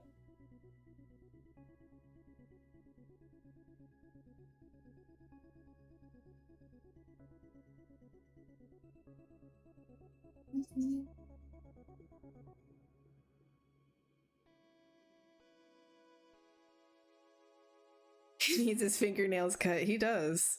He does, but you can't scare little children with cut and kept clean fingernails, can you? Gotta give them the nasties. You gotta scare them. Gotta be like, kids, see my nails? This is what happens when you don't take care of yourself and listen to your mom and actually cut your nails and brush your teeth before bed. Yes, that's right. If you don't brush your teeth before bed as well and you be a naughty child, then you get these fingernails. That's what Krampus is all about. That's Krampus's deal. Telling little kids that they'll end up looking like him if they don't listen to their moms.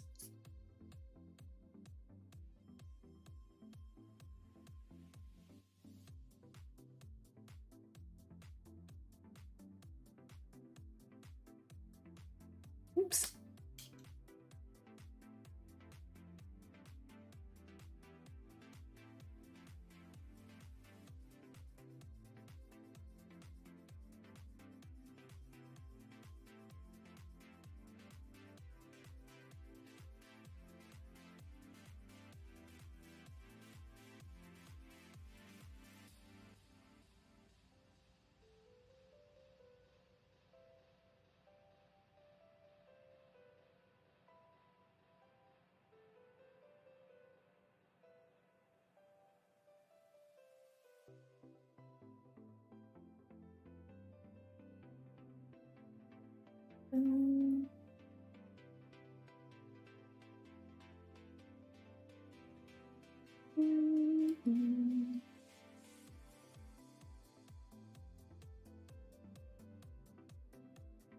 Alright, I think we're good for right now on the hands.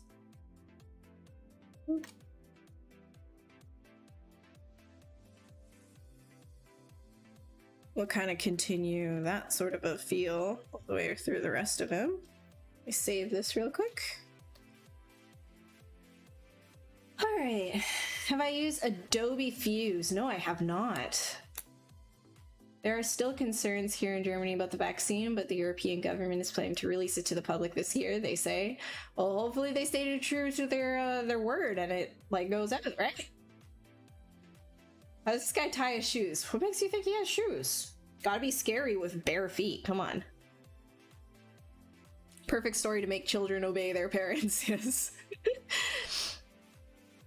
You have to get your parents to cut your finger and toenails? I mean, you're still listening to them though, right? Give them some painted nails with jewels in them. That would be too fancy for a Krampus. I was interested in medical illustration back around 95. Now looking at the master's program UT, you can see knowing 3D animation would help. Even at 56, you go back and forth between art and science. So you want to get a tablet for yourself. COVID-19 did get me back into painting. Got about 22 paintings down this year. It's amazing. That's great. No, honestly, yeah, the science and arts work really, really well together. Being able to, you know, reimagine something that is you know, available in science, like even, you know, with science fiction, that's like the whole premise of it, right? Like if you're gonna do anything regarding, you know, the future, it's good to know both science principles and art principles. So even with biology and what you're saying, medical illustration, actually there is a streamer, Brendan Isaiah Bankston, on this channel. He used to be in medical illustration as well, if you wanted to ask him any questions about that. Like he did it professionally. could you use lip syncing for this app and make a virtual character? With this, I wouldn't lip sync with this. Brendan, oh yeah, hold on.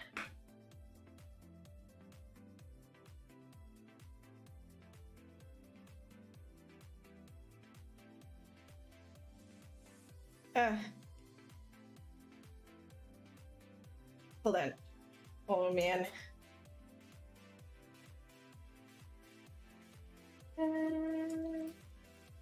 Here we go.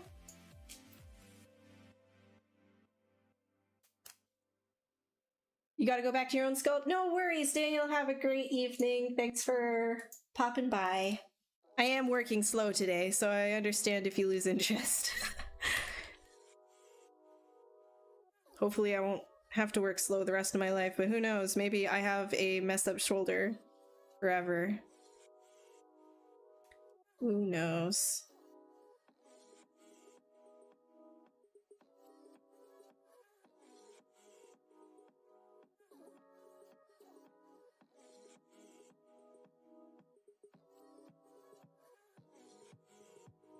Dumplings! Dude, dumplings are so good. I love dumplings.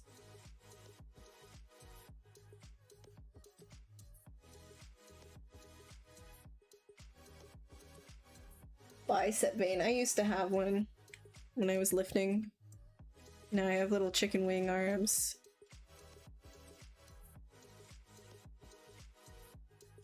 Bicep vein.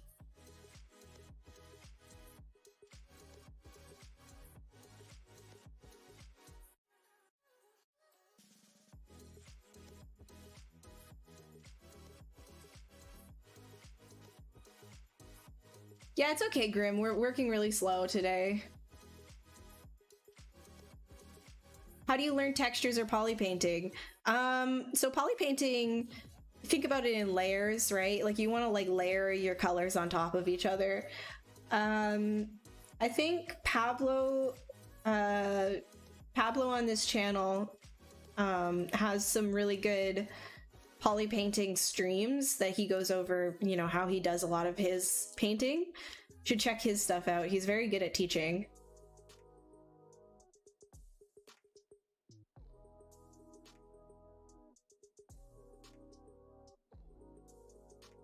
Physio is what helped in the end. Yeah, I think I'm probably gonna have to figure out getting an appointment like that. It just sucks right now because of all the lockdowns, so not sure when I'll be able to get in. I just have to keep not using my shoulder. All right. Leaving that hand like this. Maybe we'll do some stuff. I really should do some stuff with the feet, shouldn't I? This is pretty bad. It is pretty bad. Just keep icing it. Yeah, it's not inflamed. My shoulder doesn't, like, the ice doesn't do anything at this point. It isn't in pain either. It's just quite literally a mobility problem. Like, I can't do a lift up like that. Otherwise, it doesn't hurt at all. Yeah, Pablo's crazy good. He is such a good teacher. It's insane. He's really, really amazing. You're missing out if you don't watch Pablo's streams. If I do that...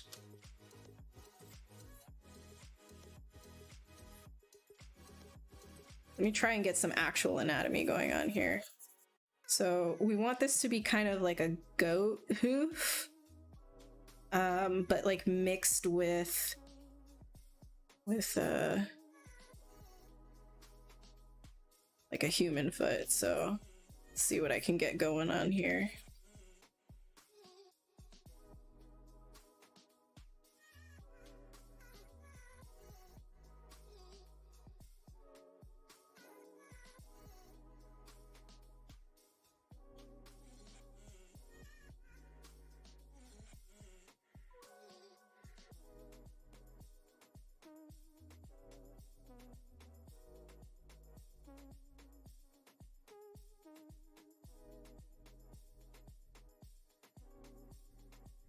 Probably pull out like a goat thing. Goat. The goat nub. I don't really know what these are called. Like, you know, it's part of like the hoof that comes out like this. I don't know what those are called. Epicon. No, that's the claw. The claw. I don't know.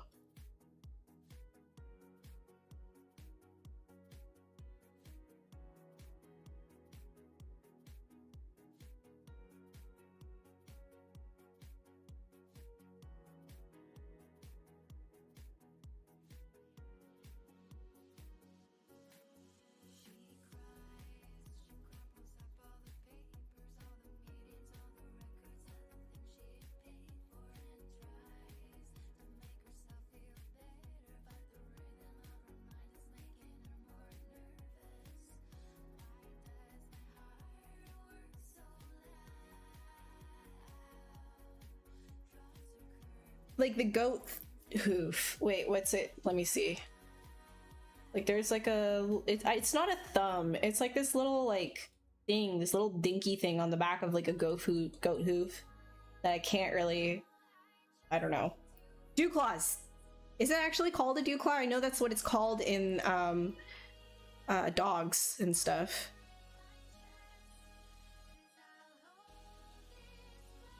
Major Barbie foot. Oh my god. Yeah, I'm working on it, man.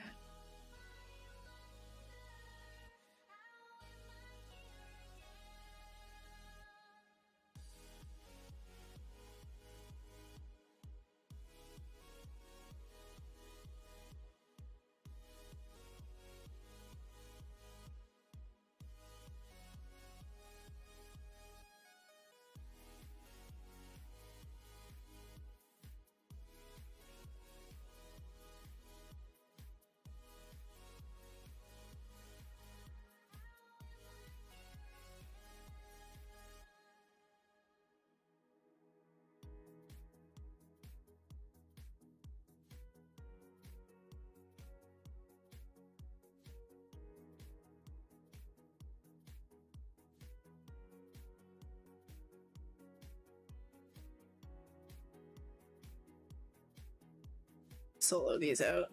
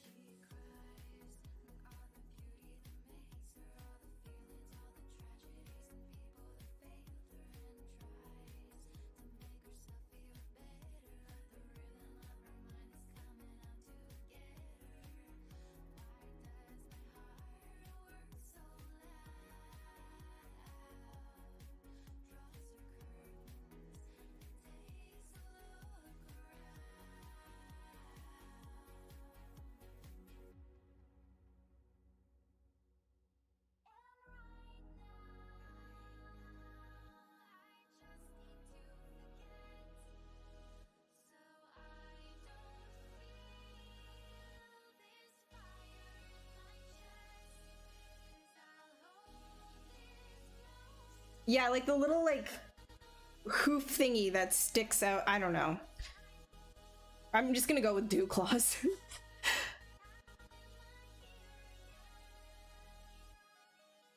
He's standing in invisible Louis Vuittons.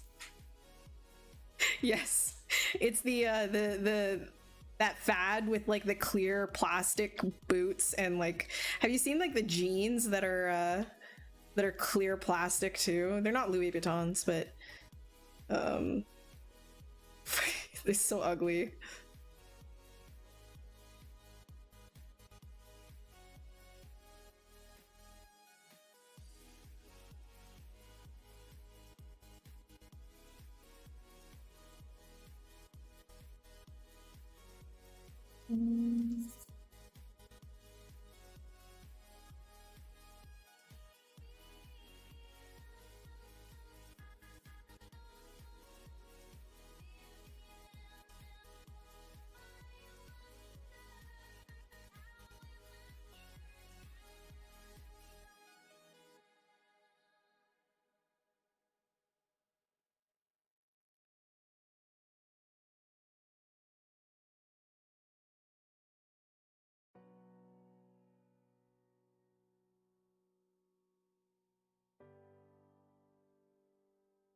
So this is just like more of that, you know, using the low res to get that, like the shape of everything, instead of focusing so much on the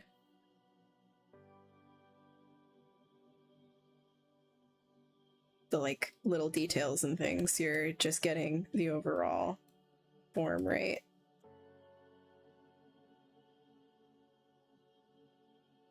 Which this one is going to require a lot of messing around. It'd be kind of fun.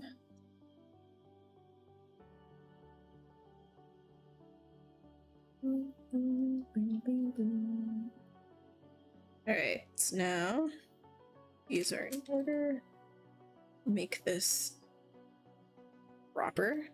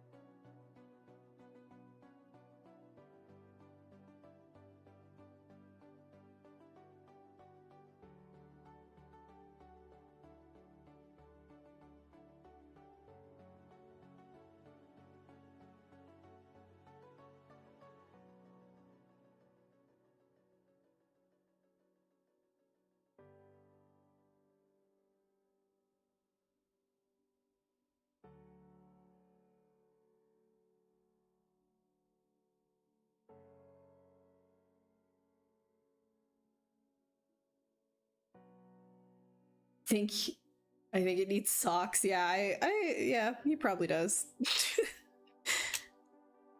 Just to hide his whatever is going on with these feet.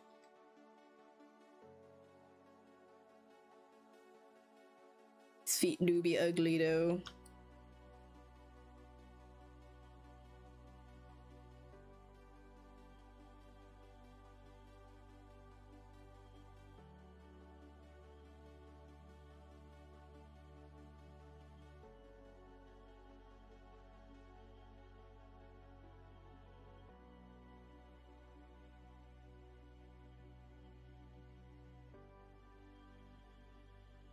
All right.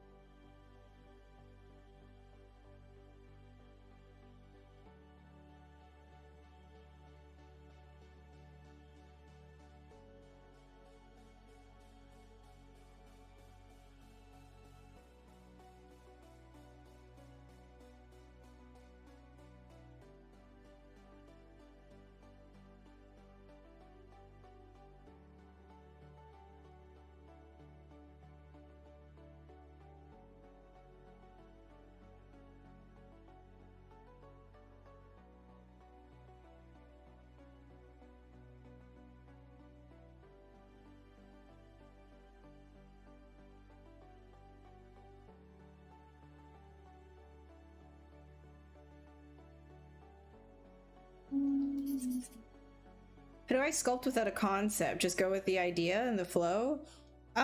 Yeah, there's a little bit more to it. I mean, in order to get ideas and things like that, I usually work from interesting shapes, and to get those interesting shapes, like, you gotta like just kind of sketch around a little bit at first. So, you know, getting the idea is probably the hardest part, and then finding reference afterwards is how you strengthen that.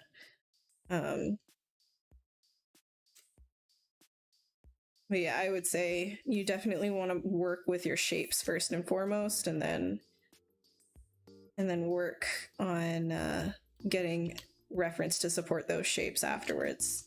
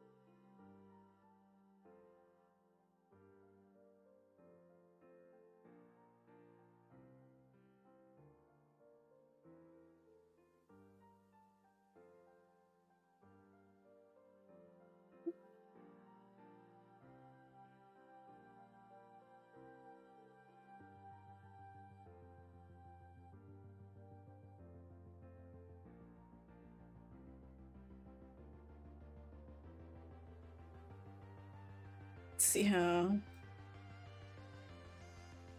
getting mighty nasty. So now we can take these guys and properly scale them down, I think.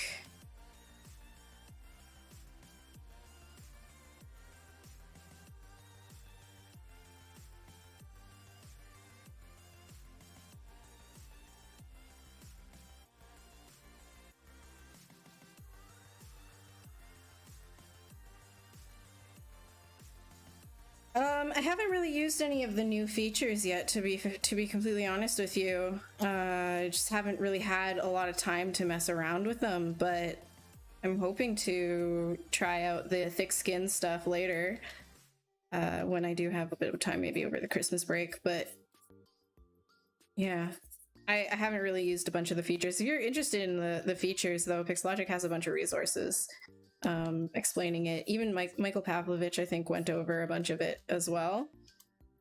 I'd say go check his stuff out.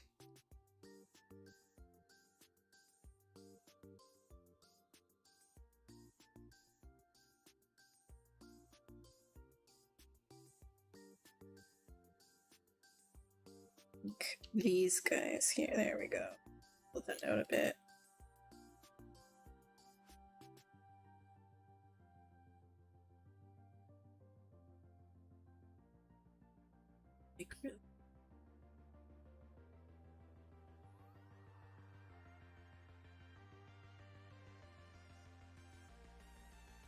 Can't wait to see Mrs. Krampus. Mrs. Krampus! Oh, you mean like, you think I'm gonna do the nail thing?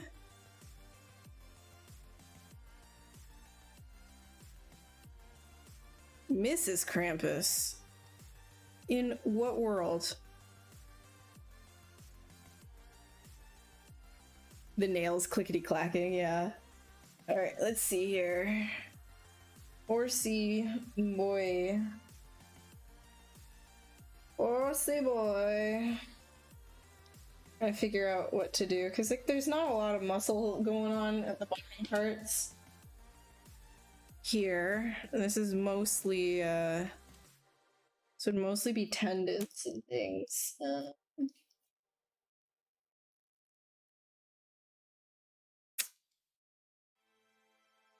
Yeah.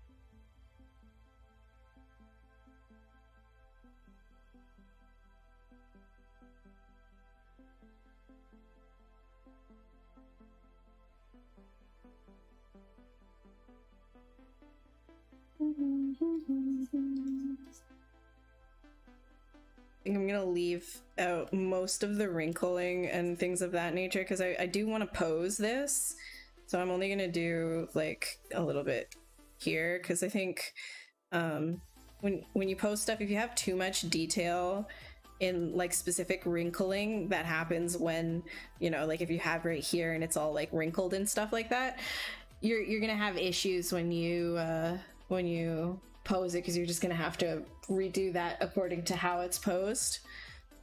Doesn't really matter. All right.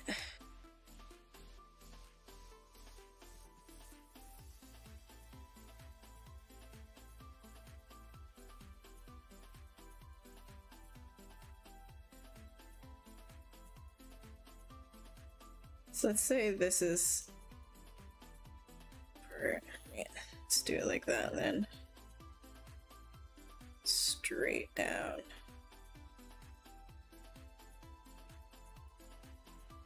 I say that part for anatomy because I don't know everything's name off by heart. I'm really bad at names of things. A little goat hoof thing. We call it a dewclaw, but it's also like not.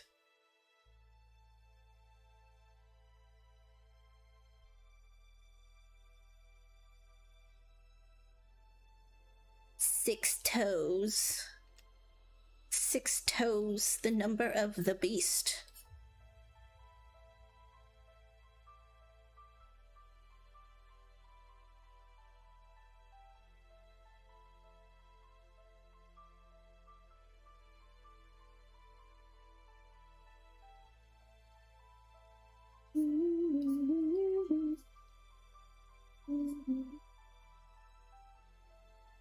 A do hoof. There we go. There we go. Are these done from imagination? Yes. Yes, they are. I have some anatomy up on my screen, but yes.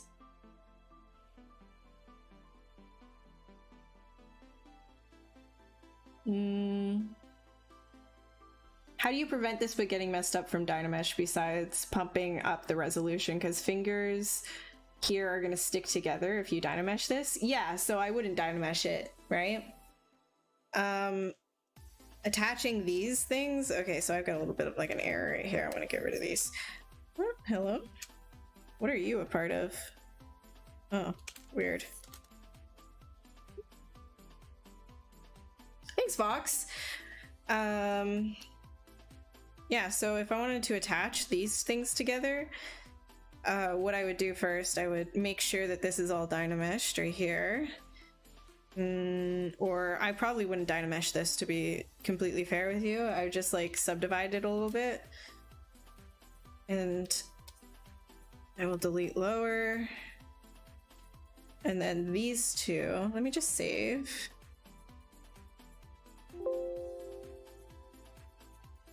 I want to ultimately attach these things. I mean, I'm gonna add hair to him at one point, right? Like he's gonna be hairy, but this, and where's the feet? Right here.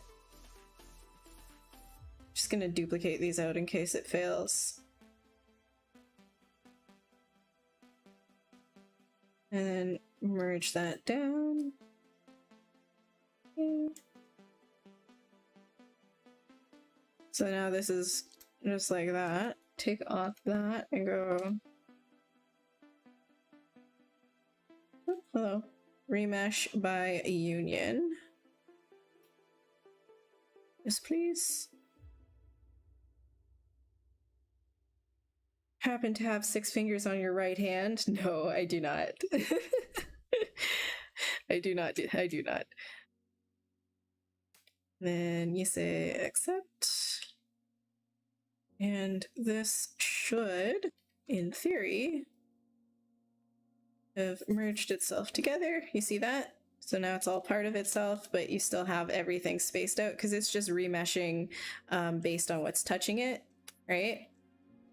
And then if you want this to be the same like resolution and get rid of this line, I usually just kind of turn on Sculptress Pro, take off adaptive size, and just kind of, maybe a little bit too much, do it like that. And just smooth out the whole area. This is how I work around like having to, you know, remesh a whole bunch. You can also keep your groups this way. Then take that off. You can see it just kind of blended together. So that's usually what I do instead of dynameshing when it comes to this kind of stuff. Oops.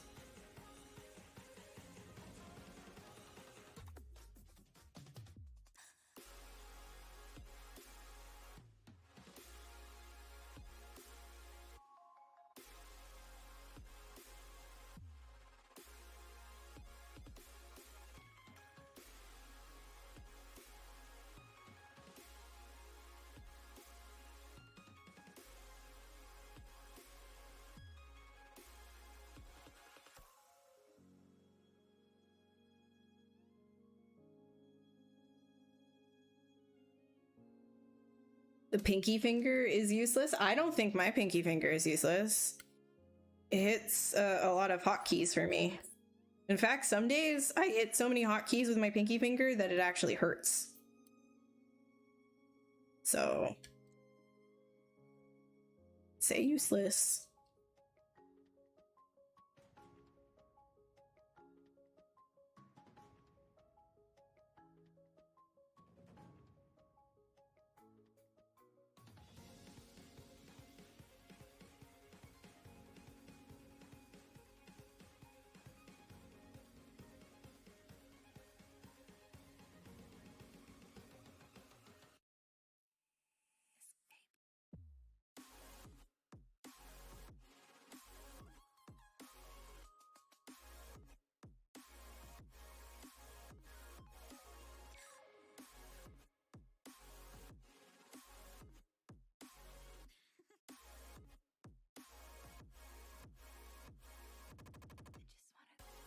Yeah, Pinky is the shift master for sure. It's actually my control master. I'm noticing now. I use. It's funny because my keys don't even have like writing on it anymore. I hit it so frequently.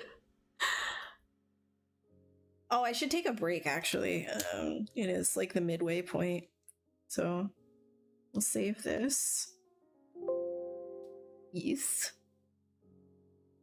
Control and shift. Yeah, I know. Thank you, Leah. Of course. No worries, Matthew. Have a great evening. Thanks for stopping by.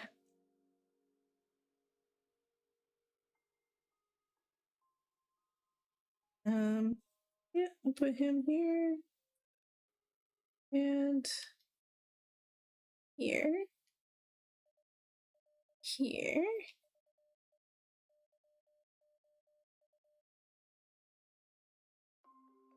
Here. He's definitely gonna need some like hair and stuff, but that's what we've got going on so far. I'm gonna take like a 5-minute break, just get some water, go to the bathroom, and then I'll be back with Monty, and then we'll go for another 2 hours. Sound Gucci Gang? Does it? Does it? I think it does. Sorry I'm working so slow today. It is what it is. Pray for my shoulder. Pray for me that maybe all these people telling me that I need surgery in chat. Alright, I'll be back in a few minutes.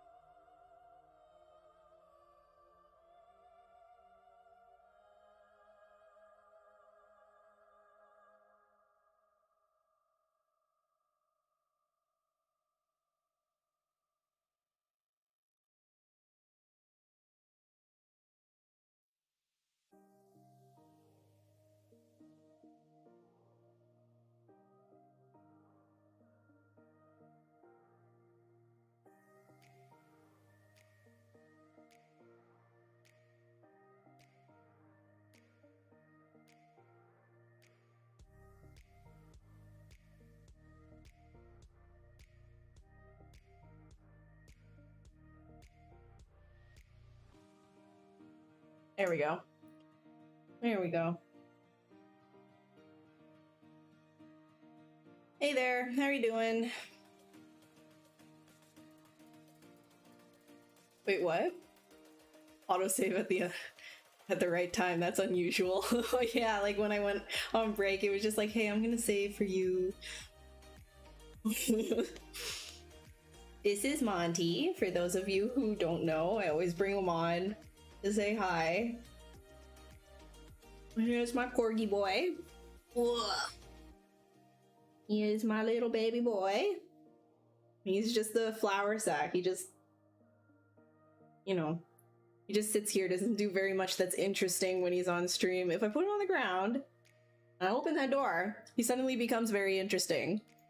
But when I'm just holding him, he is a flour sack. Did you give them some snips? Hi from Pakistan. Hi from Montreal, Canada. Get his leg going. Scritchy, scritchy, scritchy, scritchy, scritchy. Scritchy, scritchy, scritchy, scritchy, scritchy, scritchy.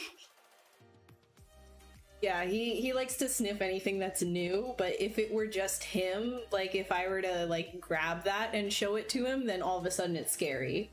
But if he's allowed to do it himself, then it's not scary. It's a weirdo. He is a weirdo. Scritchy, scritchy, scritchy, scritchy, scritchy, scritchy, scritchy, scritchy, scritchy. Monty, look at this. Boop. Wow, good boy. You touch it? Ooh, good boy. Does he like having his paw pads tickled? No, no. He'll let me hold his hand, no problem. Like he lets me hold his hands. You know, like he doesn't mind at all. But yeah, he doesn't. Not a fan of the whole thing when I start doing this. Oh, thanks, Leah. Yeah, that's Monty. That's my Monty boy, but in armor as a brave palladog. Hey, comics. It's okay. We didn't do too much during this stream, anyways. Just chatting, you know how it is. Working really slow today. Talking about the Monty boy. It's like, look at him. What are you doing?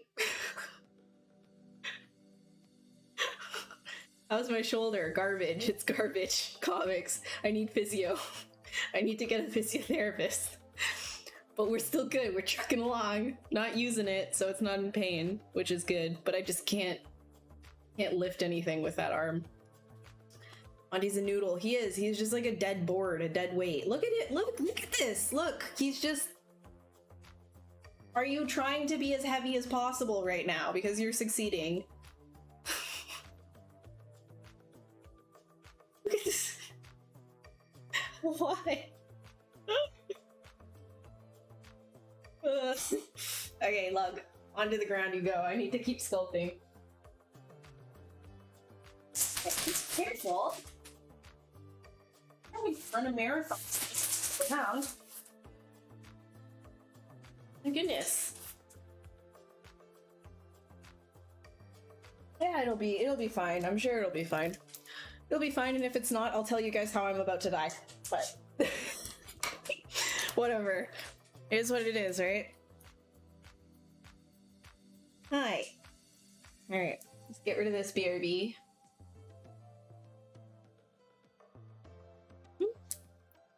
He is, isn't he, Bat?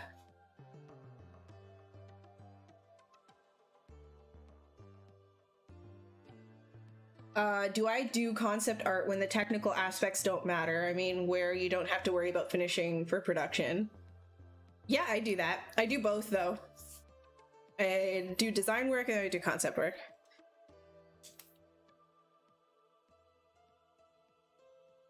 A lot of what I do on this stream is really just like that. It's just like personal stuff where it doesn't really matter about like it functioning 100%. It's just Just for the fun of it, you know?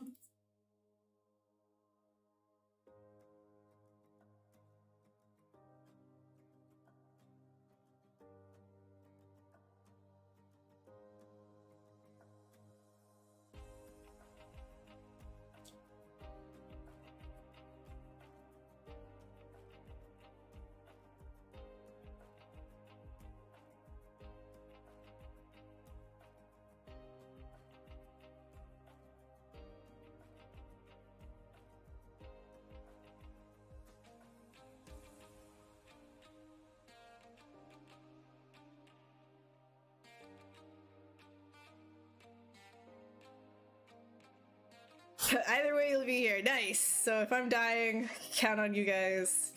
Be like, hey, we're here just to watch. Thank you. Very nice. Very good.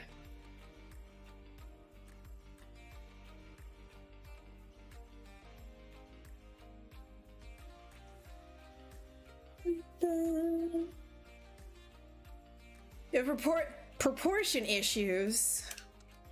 What bothers you the most about proportions? What would you say is what's giving you the most trouble about it?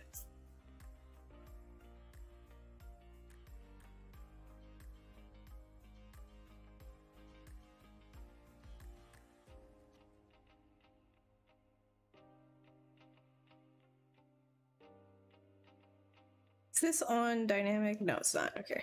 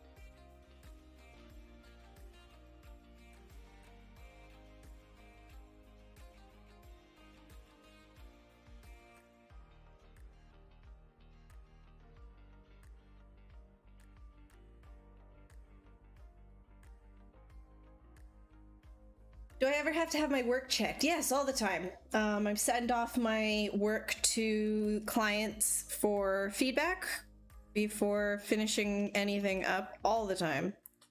It's never a good idea to finish something like 100% and then send it to a client. You always want to send it with checkpoints along the way so that they can give you their feedback, if they're liking it, if they want a different direction. You're not wasting your time or their time or money.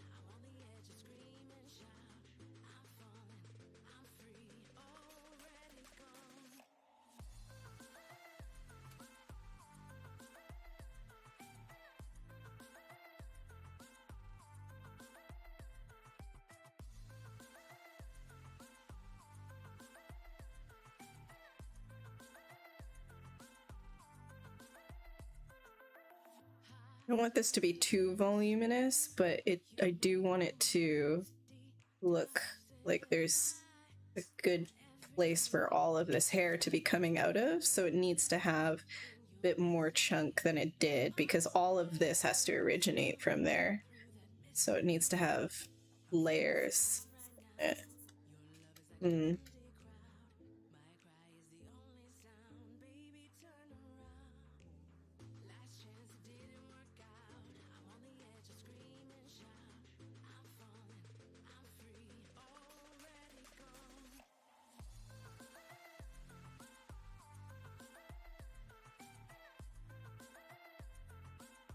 What does it mean when Dynamesh button is lit after pressing it? That means that the Dynamesh has been calculated. So if you press it again, like, you know, you're working on a Dynameshed model essentially. That you've already used that on there, and that's the resolution that you used it at. I'm not really sure if there's much of a reason past, like you've already used it on the thing. So I wouldn't look too far into it. Actually, let's give it... Ooh, that's too high res. It's really nice to be able to stream and sculpt at the same time. Nice. Make sure you're watching your back though. Like make sure it's ergonomic enough for you. Don't have your arm floating in space where you have to like use your shoulder most of the time. Make sure that this is like on enough of an angle that you can rest your arm on it. Otherwise you're gonna have some serious like shoulder and elbow issues. Ergonomics.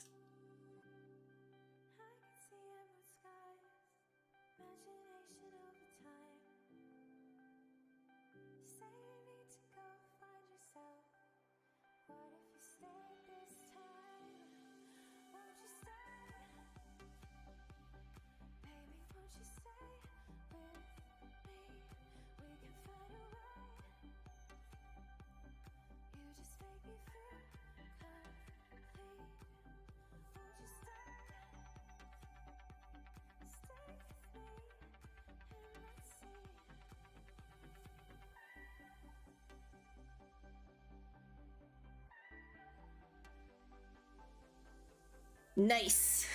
Nice. Yeah, I love my Cintiq, but there are a little bit of issues regarding the ergonomics of it, so just you know, friendly warning from one Cintiq user to the other, that's all.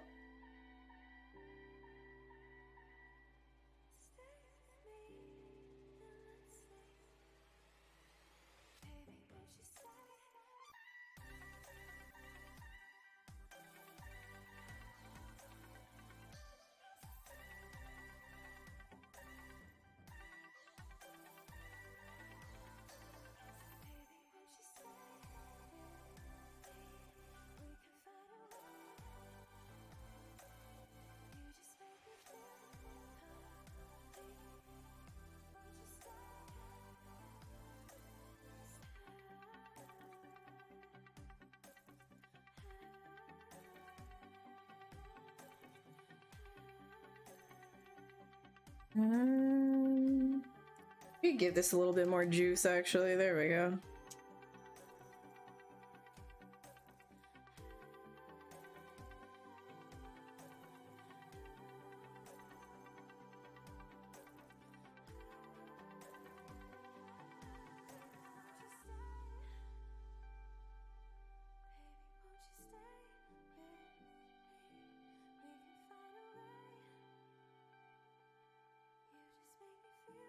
Is my screen scratched?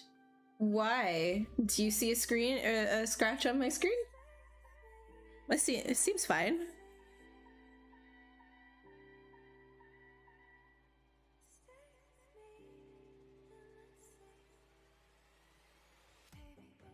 Like, I don't have issues with screen scratching, if that's what you're asking.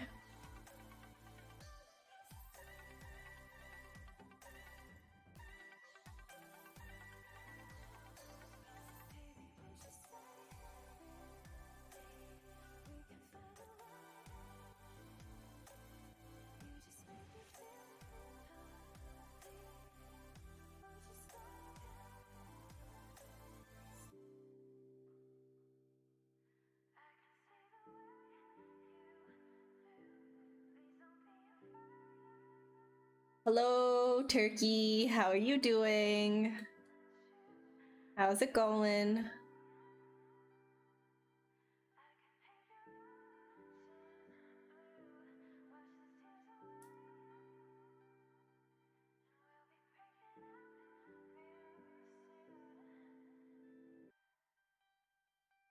And some lip detail. So this whole area right here, I do want it, like I want him to have some lips.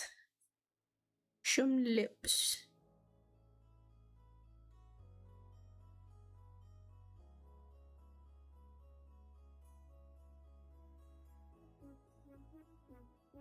Sure that all of this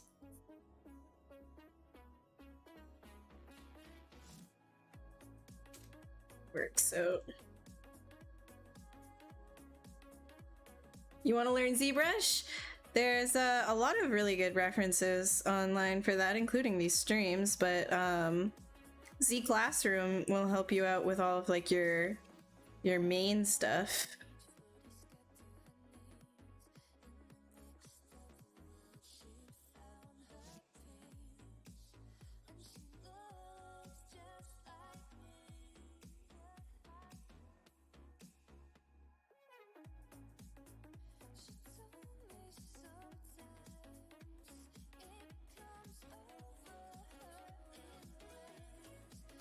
You're an art teacher? Sweet.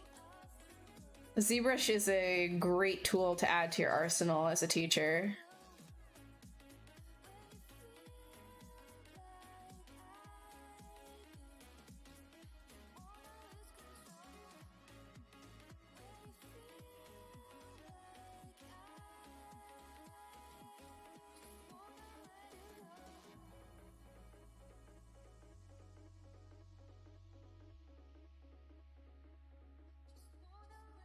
Like, especially when you're trying to teach, you know, like forms in three-dimensional space, having something like ZBrush is a really great teaching tool for that.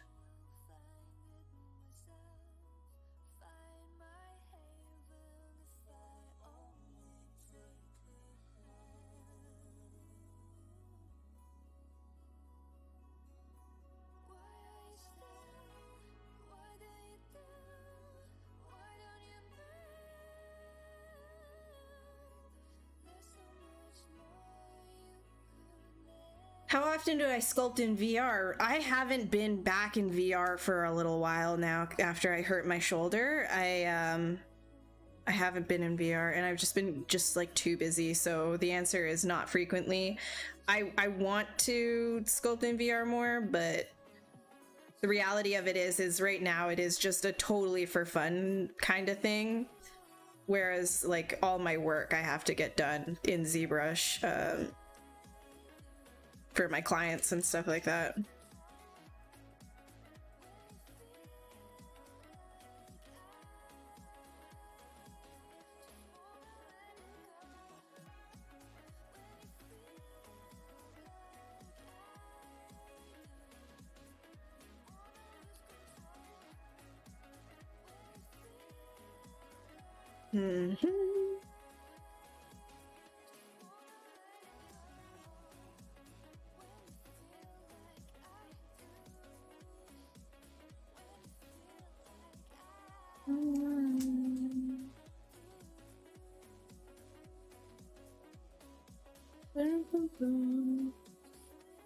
Maybe VR was the cause. No, it really was. Like, I was playing Beat Saber like a freak.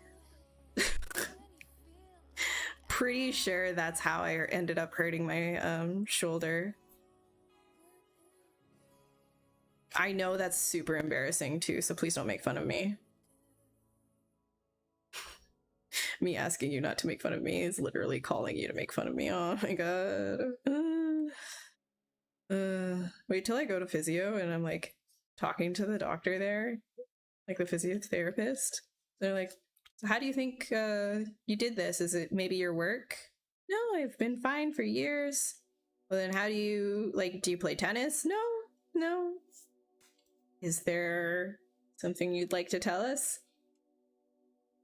Yeah, it was a VR game. I'm sorry, what? It was a VR game. I'm sorry, can you say that again? Beat Saber? Did you say Beat Saber? Yes.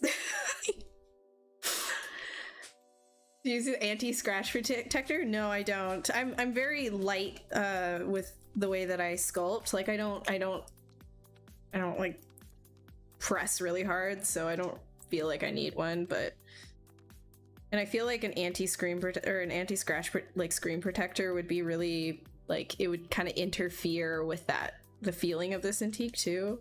Some people like the paper feeling that you can buy some things for that, but I prefer the glass, so it depends on your preferences.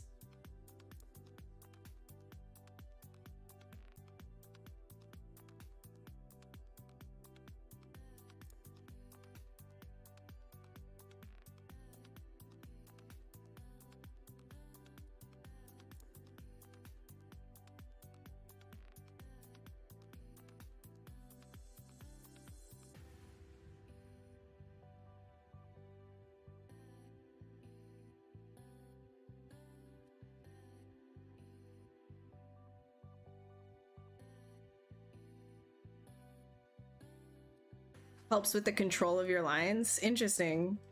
Yeah, I don't find that it helps me at all, so I just stick with the glass. I think you just kind of get used to it too after a while. Like it's a little bit weird at first, like you're like really excited to have the Cintiq and everything, but then you start drawing on it and you're like, this feels weird. And then you have to get used to it all over again because it's not like paper.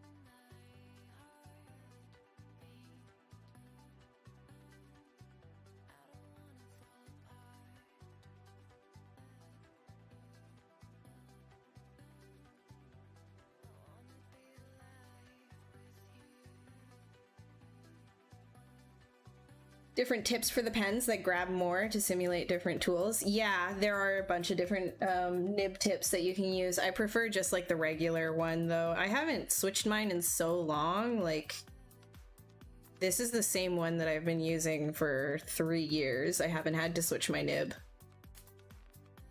Have I ever gotten artifacts while modeling? Yeah, of course. I actually use those to my advantage. When I Dynamesh something, I use it as a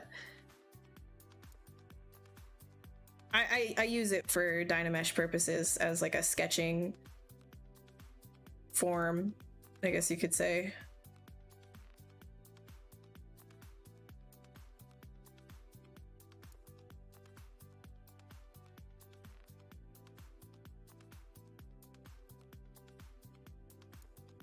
Yes, happy accidents, exactly. I've ever gone crazy with topology. What do you mean, like crazy with topology? Like gone crazy because I've had to re-topologize so much, or just like added way too much topology to my sculpts? Both, yes.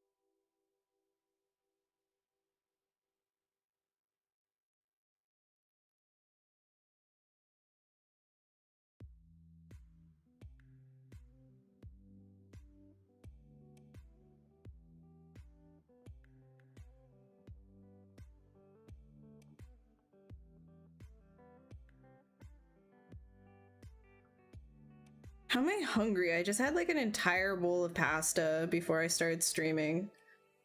Ugh. What's wrong with me? Always hungry.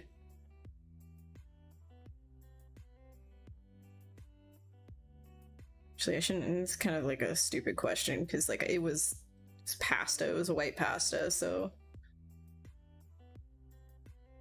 white carbs metabolize a lot faster. Should have had some brown rice if I wanted to stay full.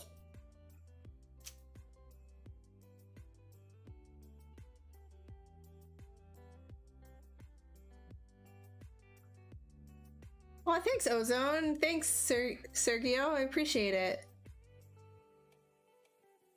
Thanks, Zombie. Yeah, today we haven't really been doing that. We've been just sculpting slowly and enjoying doing some like little wrinkle details and things, just getting lost in the sauce, you know? And I'll probably be doing the same thing next stream as well, just because I gotta get this shoulder on track. Can't be doing like the fast sculpting stuff while I'm hurting.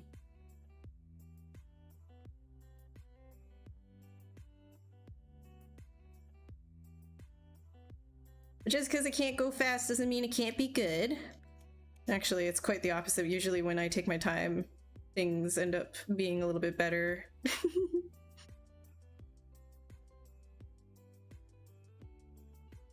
But it is also harder to stay entertaining. You're looking for some advice for streaming. You're gonna want to do things quickly because that's how you get people to be all like, oh my god, that's interesting, and then they stay around. Not that view count actually matters while I'm doing this, because I just want to help you guys. Wow, look at me talking to myself.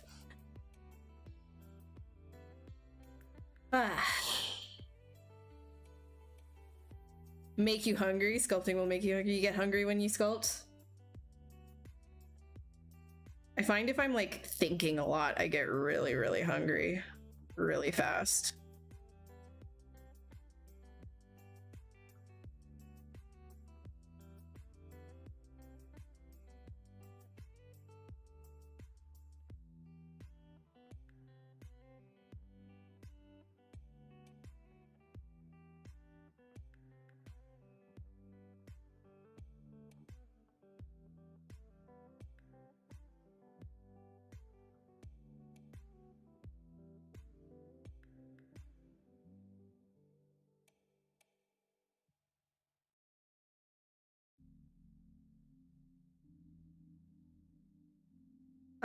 A tip when doing things like eyebrows and stuff, like here it's like the hair is like the skin is covering where the hair comes out of, but if you're doing eyebrows and things, you want to think about the hair follicles underneath, and so it's not there, the hair isn't all gonna come out of like this totally flat surface. So usually it helps to kind of give a little like bumpiness and scratch it up a little bit in these areas. If you think about like traditional clay and creating sculptures traditionally, usually what ends up happening here is you score it before adding on another piece of clay, and then that can help the clay stick with water.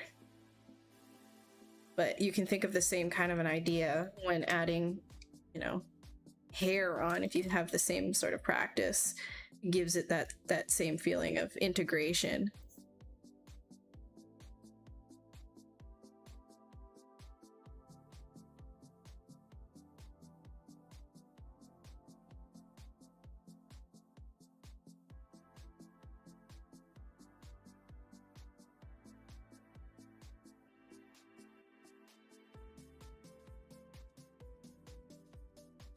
Very bushy eyebrows.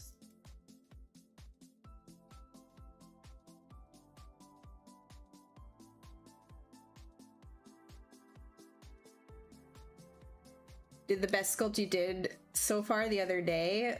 deleting and restarting many times, but you were learning a lot. Well, you know, honestly, that is the best way. You know, if you start something and it's not going so well, then you restart and you learn something new and you just kind of keep iterating on it. That's usually the best way to get the best results, right? Instead of just polishing a turd from the beginning, you want to just kind of keep iterating on things. So that's good to hear. That's great. Even having cookies while watching. Yes. Oh, dude, I was gonna eat some Oreos before I came back in after the break, but then I was like, I'm gonna have like black crumbs all over my mouth and everything and like in my teeth while I'm talking. Not worth. Not today. They're waiting for me after stream though. Boy, oh boy, I'm gonna demolish those. Excuse my language. Oh, those Oreos, they're waiting for me. In another hour.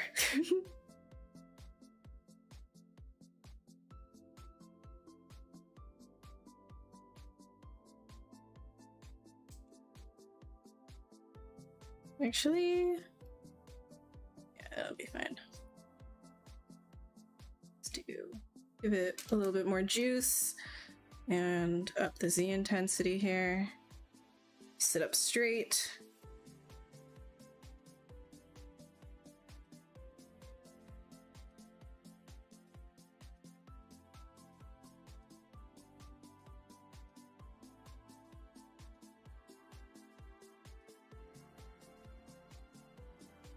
Oh, and if you're wondering what I mean by give it a little bit more juice, I'm just subdividing it. I realize that a lot of the time I say things in a weird way that a lot of people here English is not the first language, so I apologize if there's anything that I say that you're just like, what the heck are you talking about? I'll clarify, because it's not really traditional way of speaking about stuff.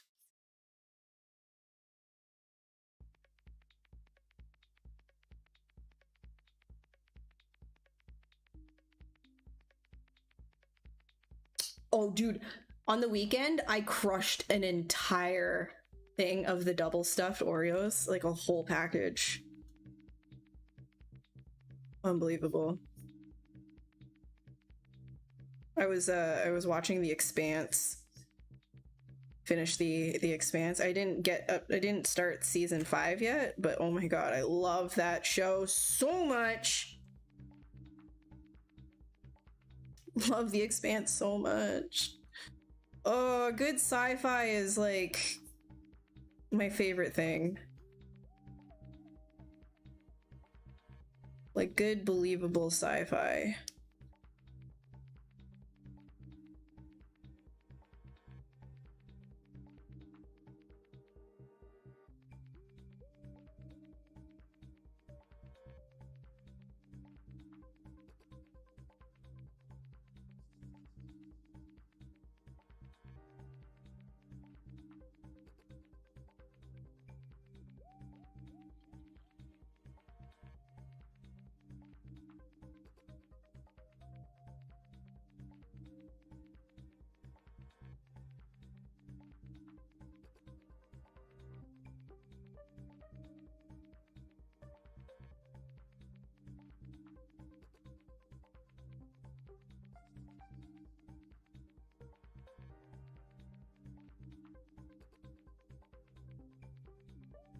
Oops.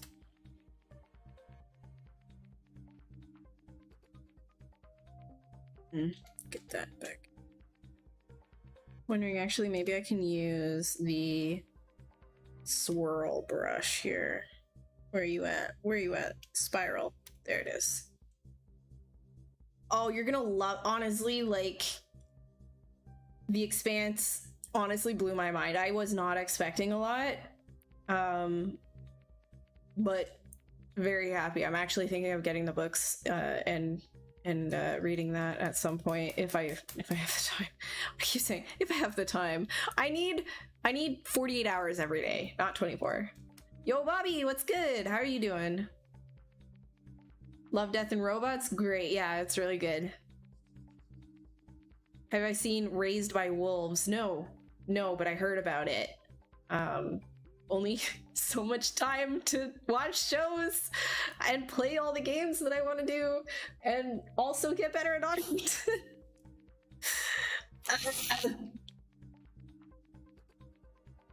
The heck? I thought I selected Spiral. What the heck? Okay.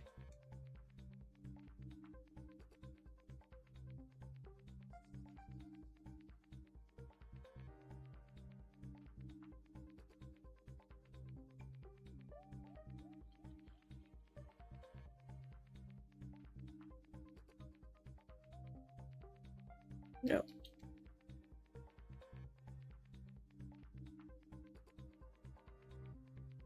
Wait, no, wrong way. Try here.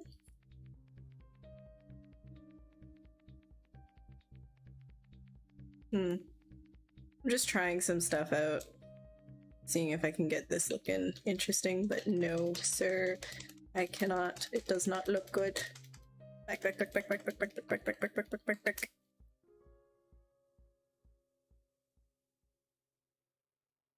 Okay.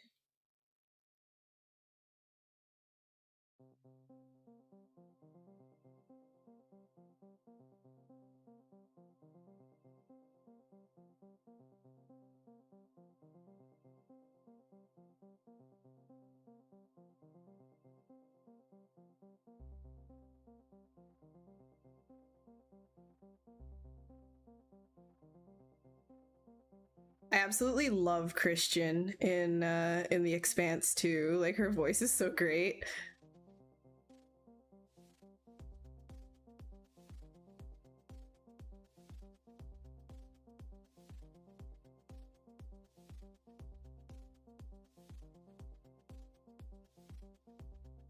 Hey D-Max, I'm doing good. How are you? Thank you. Thank you, On. Greetings from Montreal. 48-hour days, you just end up with less days in the week. Yay. All right. Fair. But I don't want that. Yeah, it's really good. I'm waiting until all of season 5 is out in February to binge that season. You're gonna start tonight after finals? Good luck with your finals, Bat. But yeah, you're gonna really like it. It's super good. The first season, give it a chance. Give it some time to burn, because the entire thing is a slow burn, and it just keeps escalating. So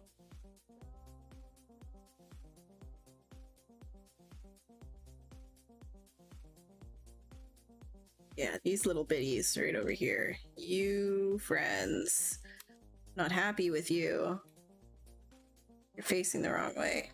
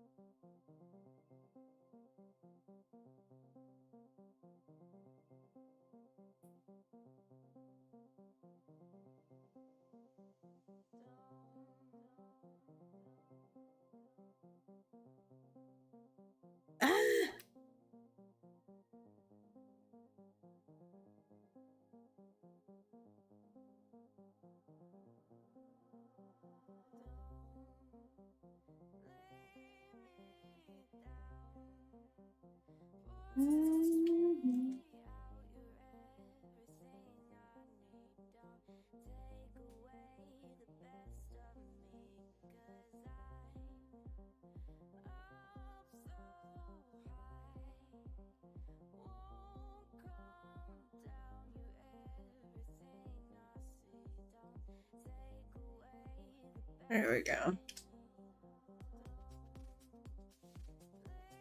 Starting to look like what we want.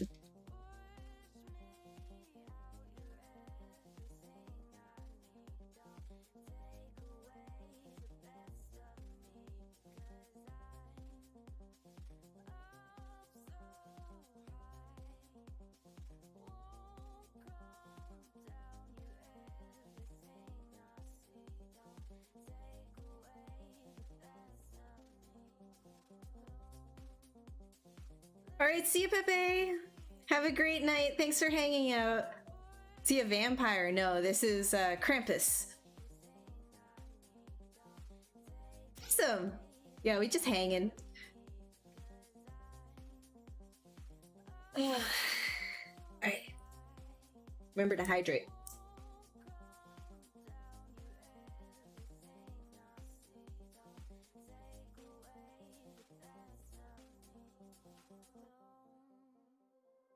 So I'm actually going to do a little bit. So the rest of his body I really haven't touched yet, but we'll get to that. I feel like working a little bit more on his head and stuff because it's already kind of there.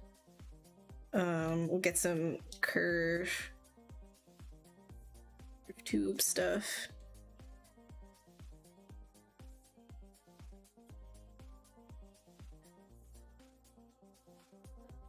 Nope. There we go. Actually, like, if I had even more time, I would like to do some Amos fan art. I think Amos is one of my favorite characters in The Expanse. I think too he's supposed to be like, I'm not 100% sure about this, but the way that his actor is portraying him, it seems like maybe he's autistic, which is really cool. I just really like his character, and he's pretty fascinating. Like, I want to know more about his backstory and everything, like what happened in Baltimore.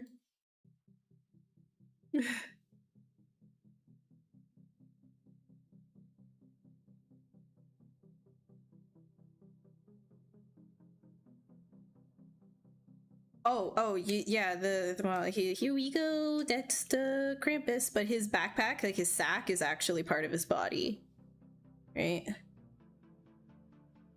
It's where he puts the little kids.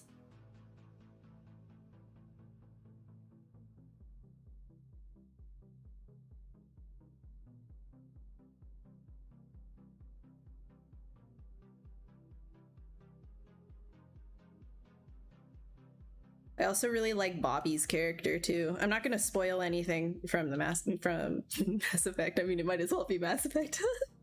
But The Expanse, Bobby, I think, and Amos, definitely my tops. Bobby had to grow on me though. I think that's the point.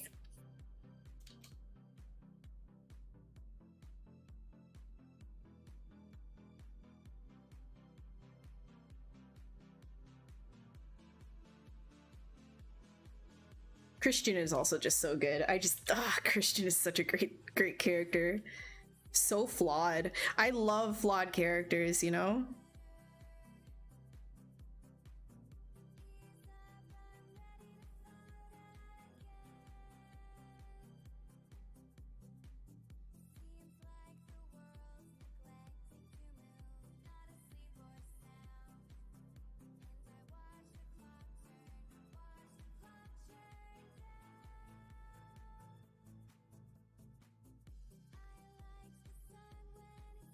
So the literally strong characters, yeah.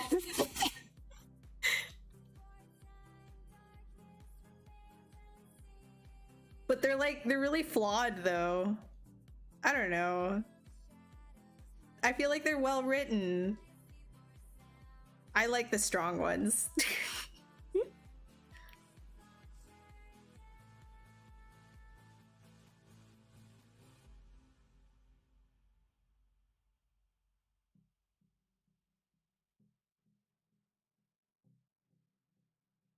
I agree, Bat. I agree.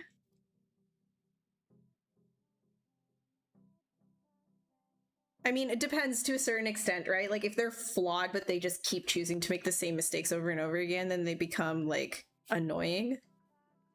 Like, there's no resolution for them, then they're just annoying.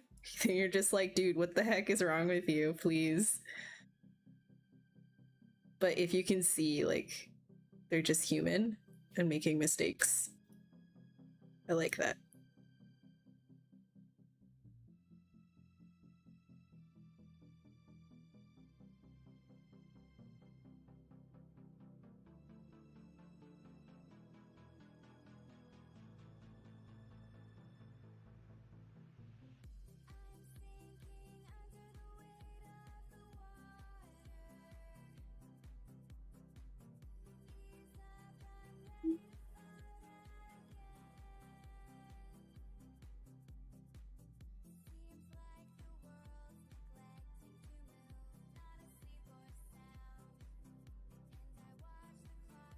Probably do this.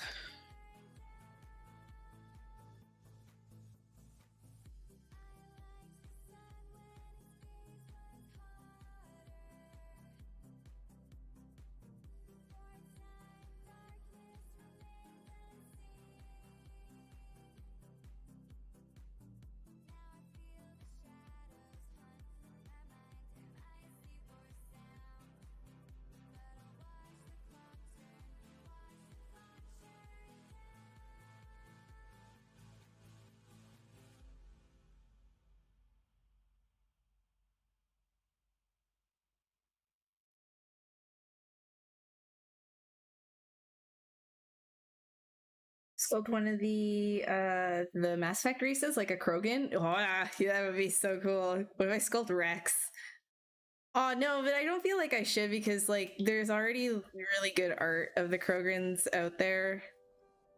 I'd be intimidated to go against like the actual game. I don't mind doing like fan art of something that's live action though, because then it's like I'm stylizing it.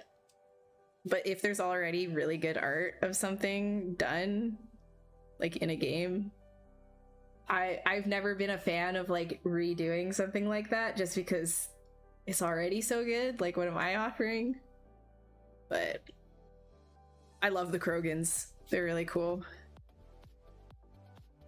Oh god, I can't wait for like I know I'm like such a sucker. I am such a sucker. EA's got me. They've got me by my balls with this, but I can't wait for the remaster of Mass Effect. Like I want to experience it again. I really hope that they update the driving in the first game though, because I'm pretty sure that's not gonna hold up. But who knows? If it's just like a graphical update, I don't know if it's gonna be kind of rough, the first game, but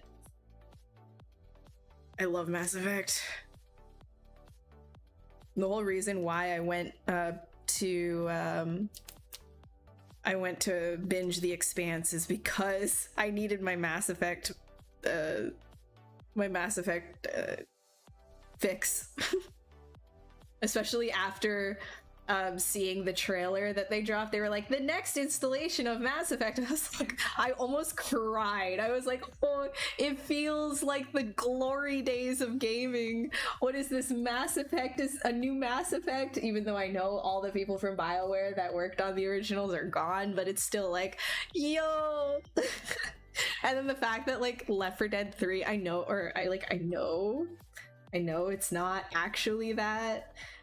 It's not even called that, but it might as well be. Yeah, that was pretty cool to see too.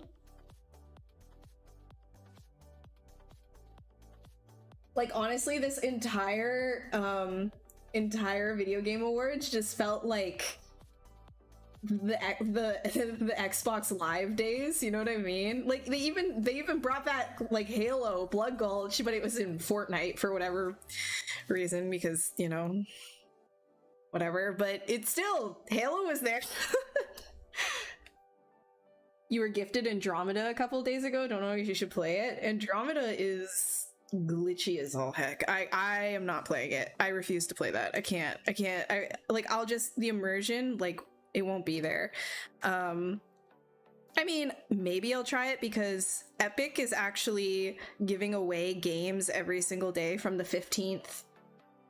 Oh, so today even, they're going to give away a lot of games. Andromeda is actually one of them that they're going to give away in the next couple of days. So maybe I'll try it out. But probably not gonna like it and get immediately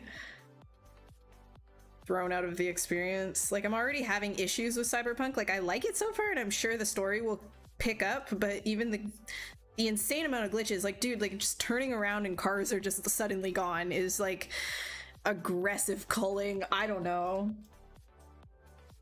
I don't know if it's if that's, like, a feature or a glitch. If it's a feature, then it's, like, way too aggressive.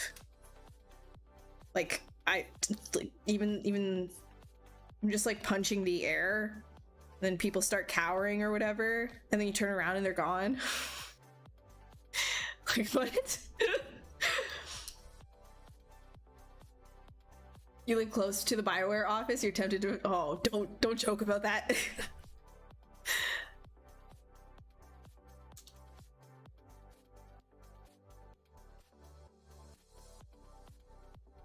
I really hope it's going well, though. Like, I genuinely hope it's going well. I hope it's not just gonna be another, what was that recent one that came? You could be like you could be Iron Man all over the place. Essentially, I can't remember the name of the game. Like, it came out and then immediately died. I played like the beta for it. Anthem, yes. Iron Man. Anthem. I'm just hoping it's not gonna be another Anthem. That's my standards at this point. Like, please just don't do that again. Like, Anthem was beautiful, had so much potential. Ugh. Sadness. Like, most of the games that I play now are actually not AAA titles. I have been getting more and more value and enjoyment out of indie devs and their games and things like that. It just— price and time to fun scale is just so off with AAA games now, I find. Which really sucks, because, like, the people that they hire to make these things, they're so talented and they make the game beautiful and all that. It's just corporate management and all that kind of stuff. It's just not— I don't know. And I think it also depends on, like, what kind of a gamer you are as well. Like, if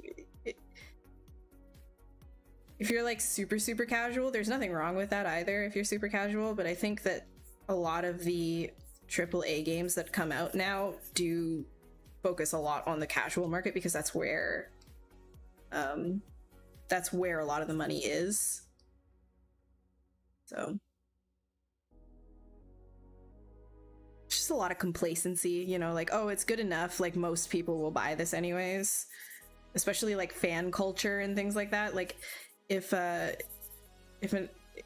game or a studio's coming out with a game that exists, like Star Wars, for example, a Star Wars game, things could just be good enough, and they know that they're gonna make enough money off of it because people just love Star Wars. They don't care, they're gonna buy it anyways, and then make excuses for all the bugs and glitches in the game because they love Star Wars enough to overlook all of that. But that's not the kind of gamer I am. Oh my god, calling myself a gamer. You know what I mean, right?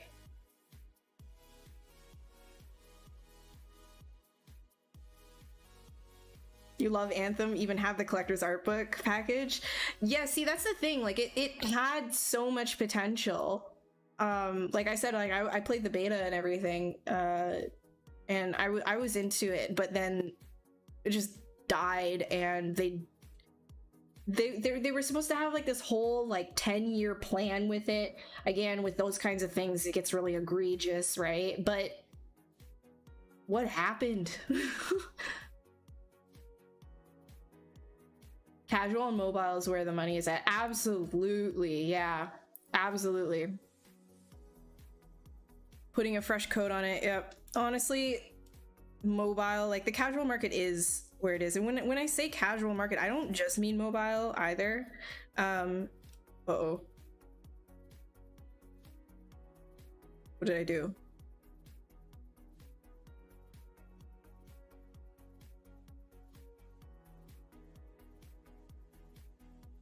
What's going on? Oh, okay, quick 3D edit was off. I was like, excuse me. Don't click that button. Don't click this. Don't click this. It's okay, just don't click this.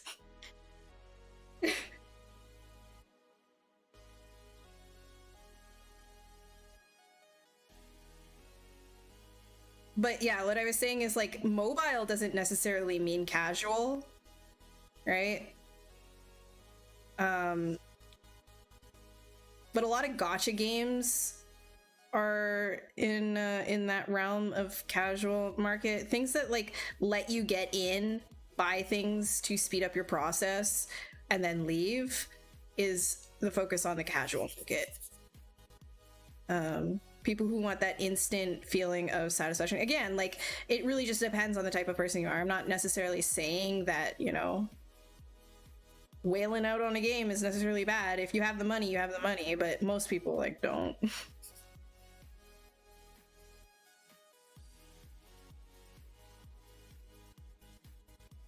But yeah, like AAA games, I would say a lot of them are not what they used to be, that feeling of fun or anything like that, because when you're a kid, you literally have all the time in the world to just sit there and get good at a game, whereas like when you're older, you don't really have a choice. You kind of are forced down the spectrum of like the casual market towards the casual market, just because you don't have as much time to put into it, and that's totally fine and understandable.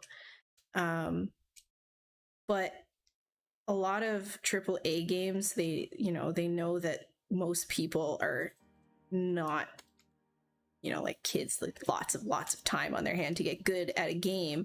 So they're going to put into effect a lot of these sorts of quick play options and pick it up really quick and easy and fast, and you don't have to do a lot of learning, and you don't have to like spend time learning how to get over this obstacle in the game or anything like that. It's just like a lot of hand holding and things like that. Like if a game has a lot of hand holding, that's what I consider more of like the casual market, and a lot of AAA games do that now. And I just wish that like a lot of things focus more on just like a really good narrative. I think I really loved The Last of Us and The Last of Us 2. I know a lot of people had issues with The Last of Us 2. I loved it so much. I think it was a masterpiece. But I don't consider it really like a game. It was more of like an interactive, like it was just like more of an experience, a narrative experience. But a lot of people are like, oh, well, I want to play that too, shoot down a whole bunch of zombies and stuff. Like that's not the type of, it's not true to the story, right? I think that's important too.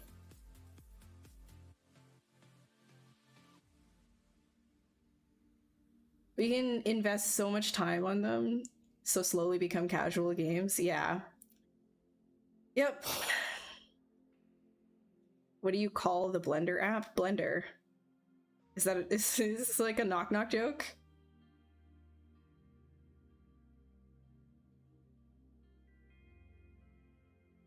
Is this a software? Like a free software, open source? I don't know what you're looking for. I'm using a Wacom Cintiq 22 HD.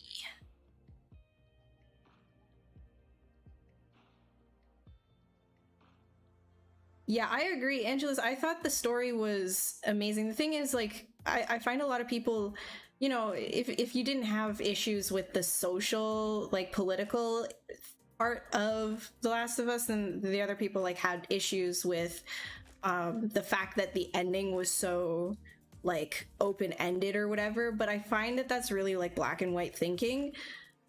The ending of The Last of Us, again, I'm not gonna spoil anything, but I do feel like that sort of no resolution was a resolution in itself, and it's a teaching moment, because the entire game you're put into the shoes of the other and you have to experience the other.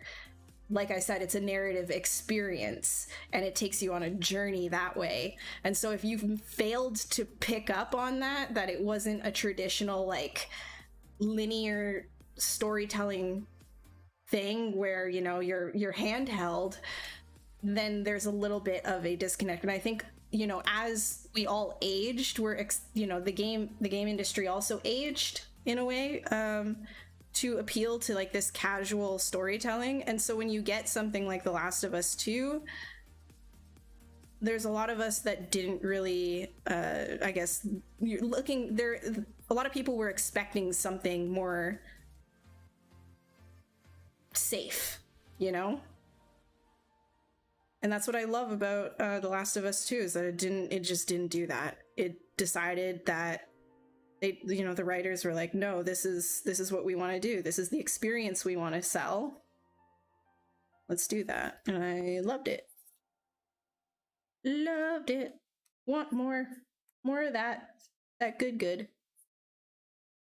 I think that anything that leaves you with an impression that you're thinking about days and weeks after you're done did its job successfully.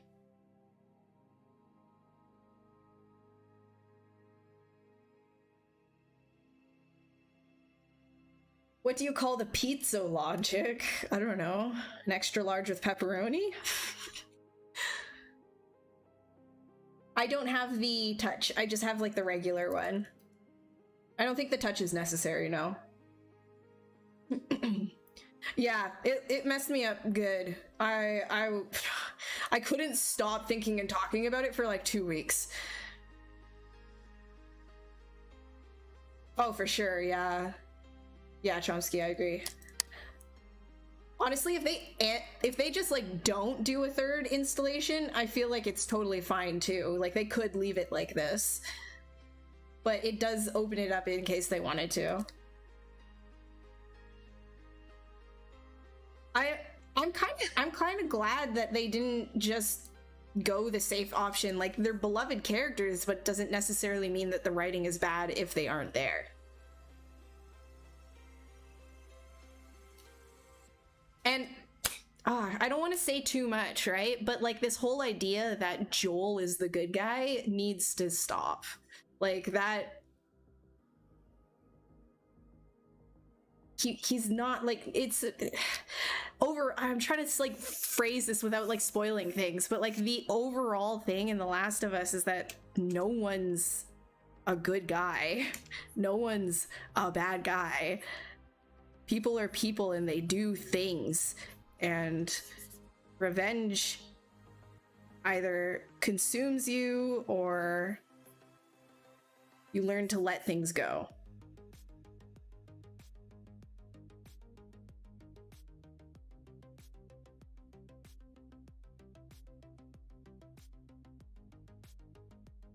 Yeah, I'm not gonna spoil anything.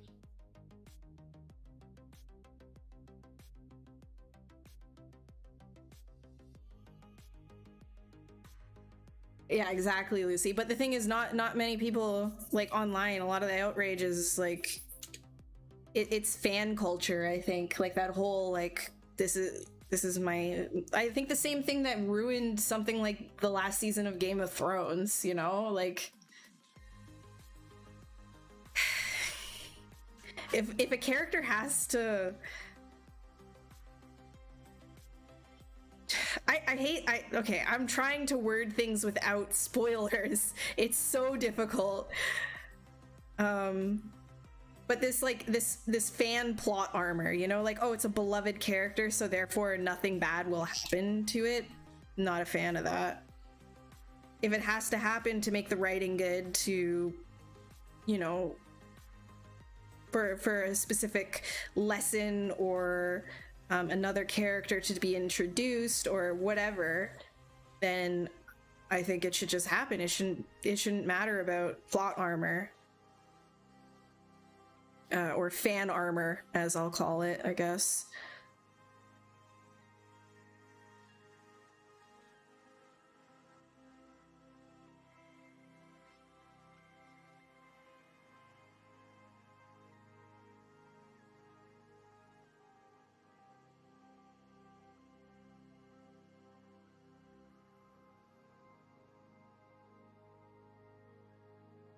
Do Ragam Cintiq 22 have buttons on both sides? Yeah, it does. Yeah, both of them. No, yeah, I'm not talking about Game of Thrones. I was more talking about like The Last of Us. The Last of Us, never spoil it. Grim, I do like angst in stories, but I also like happy stories. I like sad stories. I like anything that's written well and has a purpose to be written well in that way. I don't like stories that have this underlying like sadness to them and then they're forced and shoehorned to be happy to make the fans happy. You know what I mean? Like, you can feel when something doesn't need to be the way that it is, that like characters are acting a certain way just to appease the fan base or whatever. To me, that sucks. Hey Zaharia, how are you doing?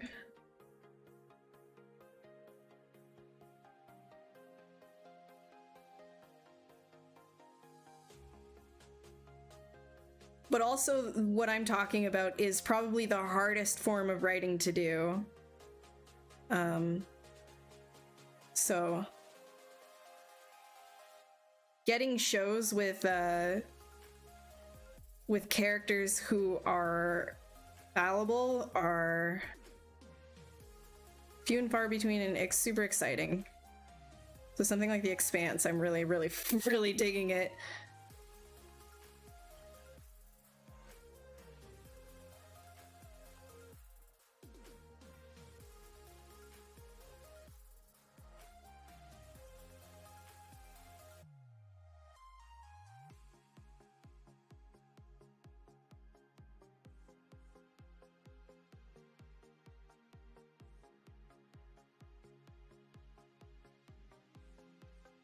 Yeah, and you know what? The fact that people get hurt feelings is kind of...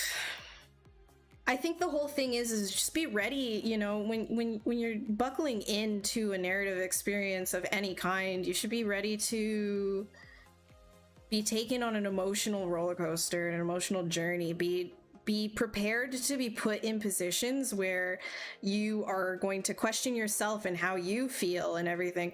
If a game is able to do that to you and make you think like that and introspect with yourself, ask yourself, like, you know, is there a reason why I'm feeling this way and things, that's amazing. That's incredible. That's good writing.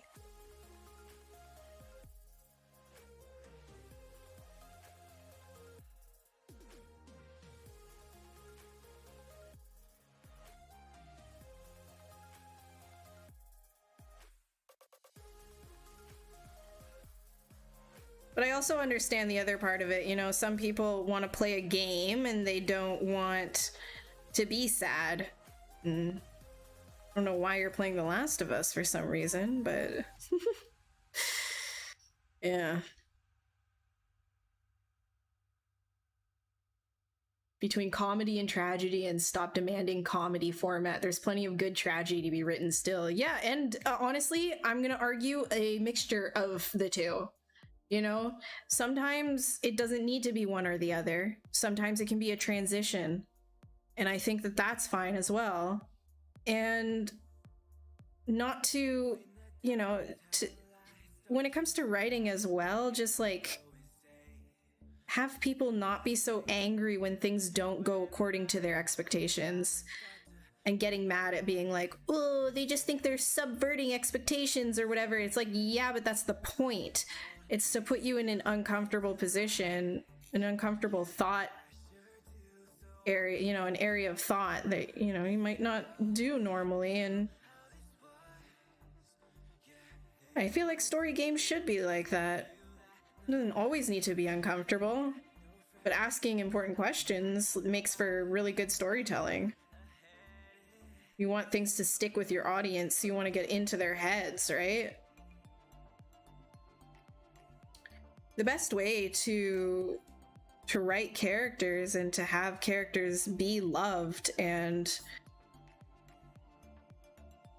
stick with people is to actually have the the reader or the player interacting with it more than just looking at it, interacting with it with thought, and having them put themselves into those characters.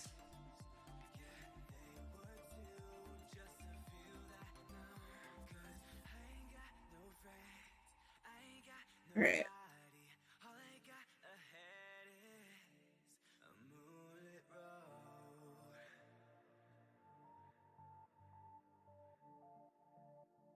Really weird that people, the way people, oh, sorry if I pronounced it wrong.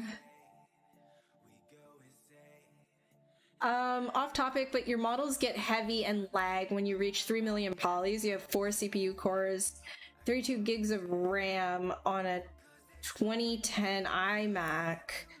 Okay, it might be a Mac thing. Like the actual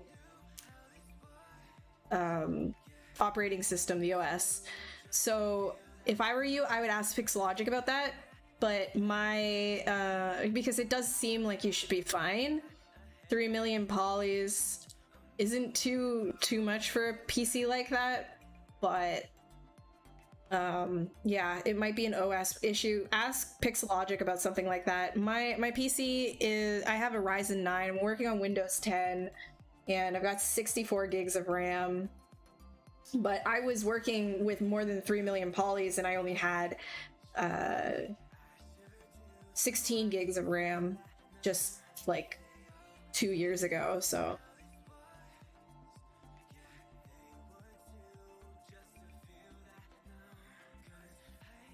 How many gigs of RAM does your computer have? Yeah, 64. You don't need to have 64 gigs of RAM. 32 is totally fine. But if you're having issues, it might be the OS. Or something else technical that I can't quite answer.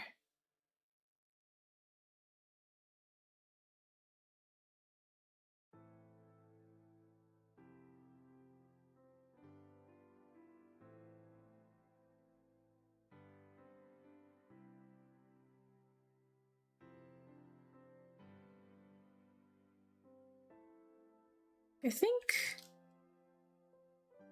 I want to put like hair coming off of his shoulders and stuff. Actual chest hair stuff, maybe?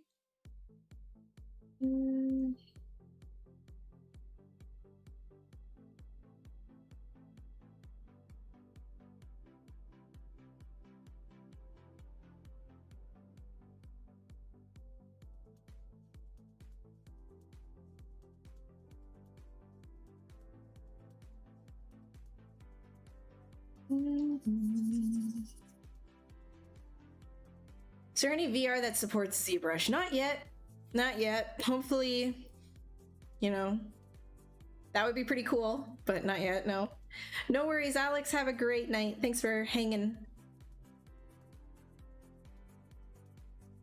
Have I made toys? No. I've done, I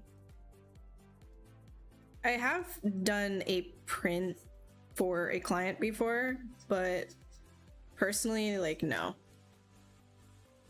Not my thing. I don't do that. It would be cool too, but I don't do that. What am I looking for? Fiber mesh, yes. Preview.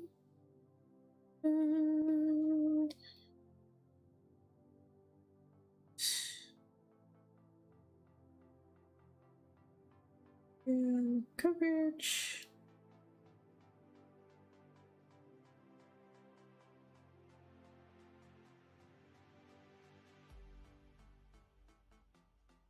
Segments.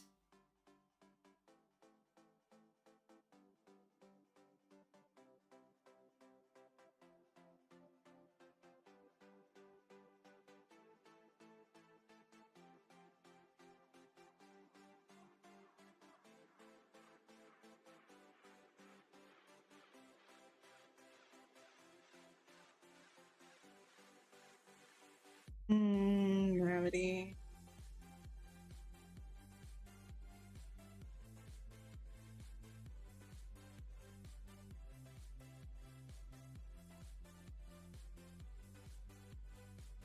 Am I into collecting?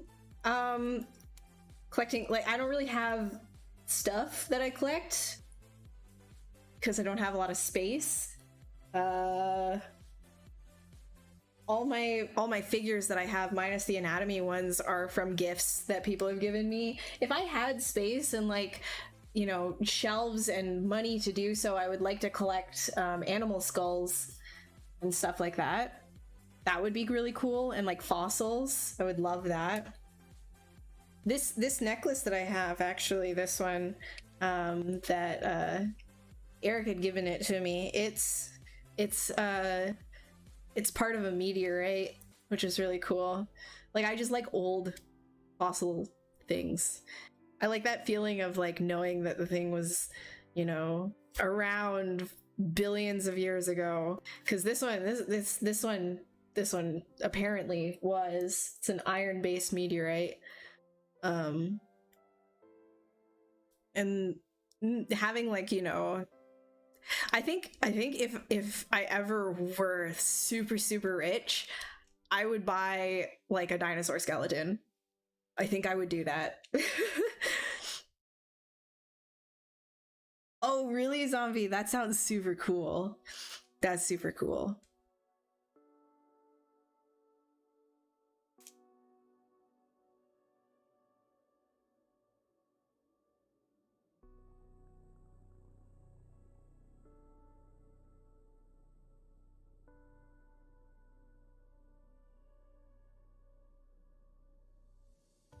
Okay, I'm gonna do these but lower.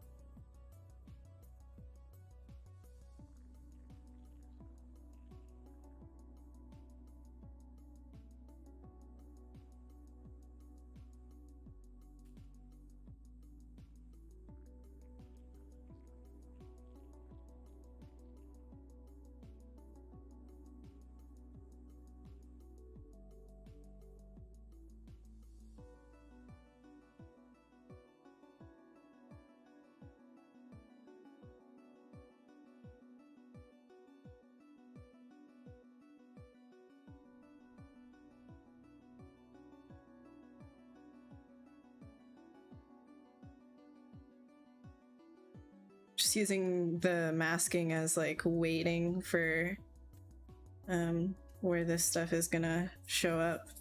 So I'm just doing like little bits and essentially just kind of layering the hair, letting it layer. All right, accept that.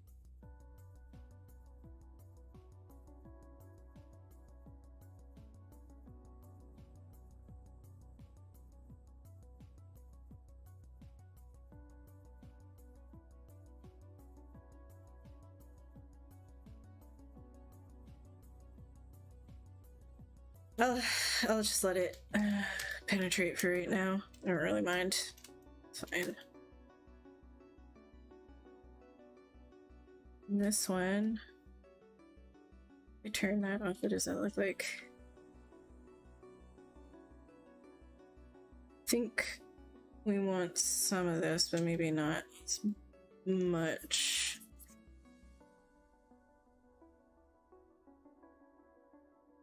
Might hide it actually, and then do.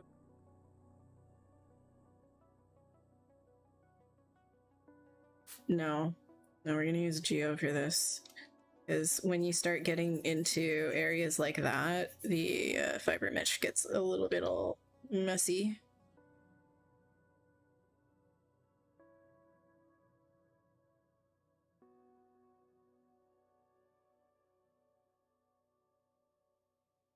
Dude.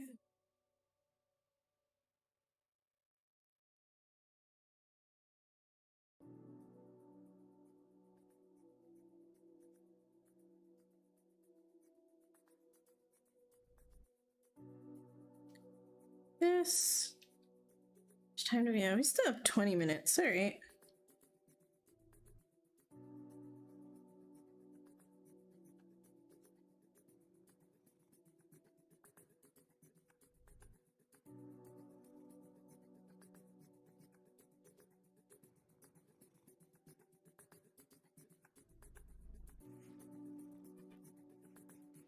Did I have any specific inspiration source when creating this one? No, I've got like anatomy and like goats on my other screen, but that's about it. Like, yeah. The old pictures of like the old German tale pictures, like with the postcards of like the like what Krampus looks like, were really cool. Like, you know, obviously this is like my own version of it, but just understanding what the tale was is good. Like he's half demon, half goat, right? So that's what we got going on here.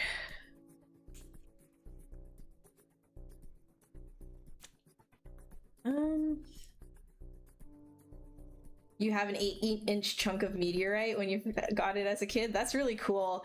Like, I find that meteorites are like some of them are pretty common, but regardless of that, it's so cool to have something that you know came from.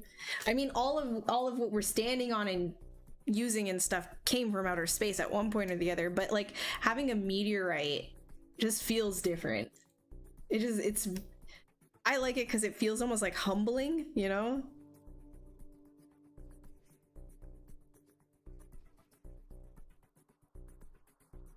Alright.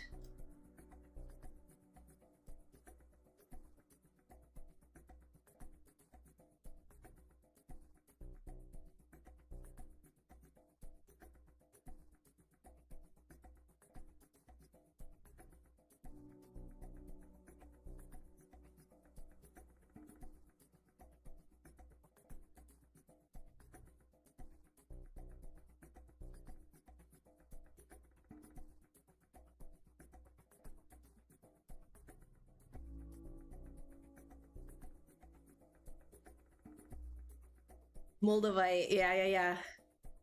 That's some cool stuff. I can't pronounce what this one is.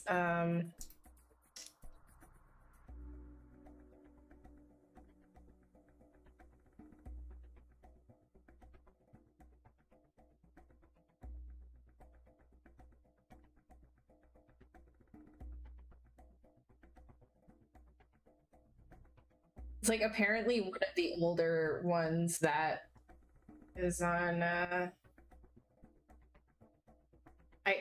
can't find it right now. It's an old meteorite. Very old. Very old. Very old. Split into multiple parts.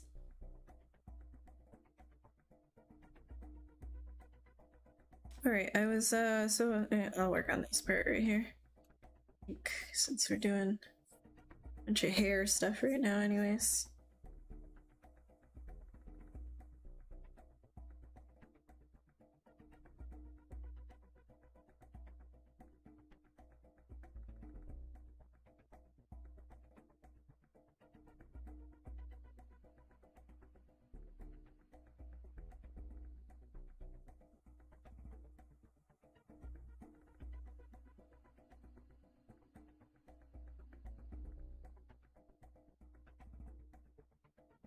Taught you how to identify rocks by taste.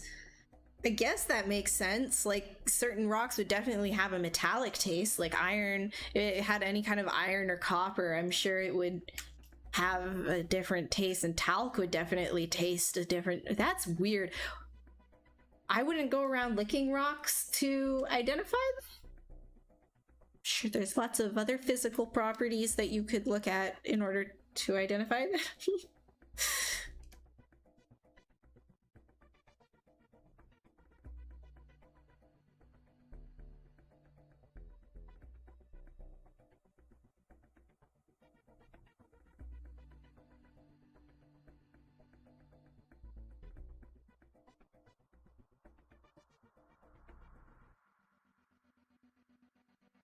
Maybe I'll just keep it like this, and then...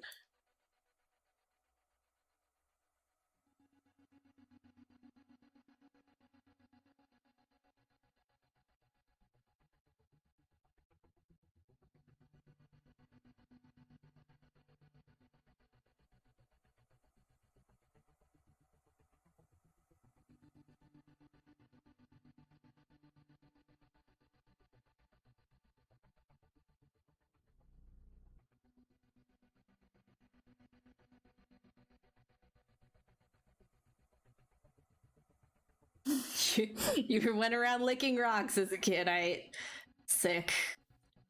Nice. Do I not utilize polygroups ever? No, I do. Just usually not for something like this. I don't need to. I have everything split off into separate subtools. You find yourself taking apart an object for reference to model it in ZBrush. I don't really do any like things that I would have to take apart for reference. I definitely don't take animals and people apart for reference. There's lots of good anatomy reference online that I don't need to do that. But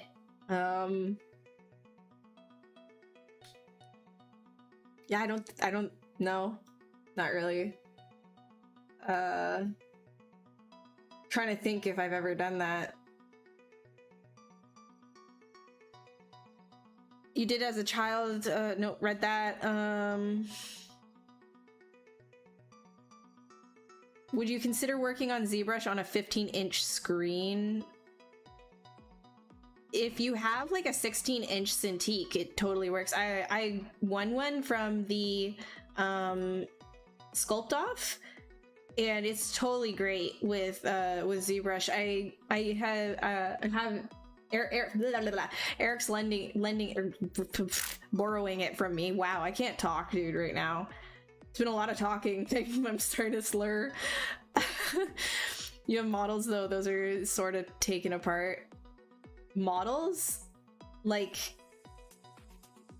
toy models? You mean like these? Like, I guess, yeah, but I don't personally take them apart. Metal doesn't have the smell. It's like the oil on your skin reacting with the metal that gives off the smell. Interesting. I didn't know that. Makes sense though.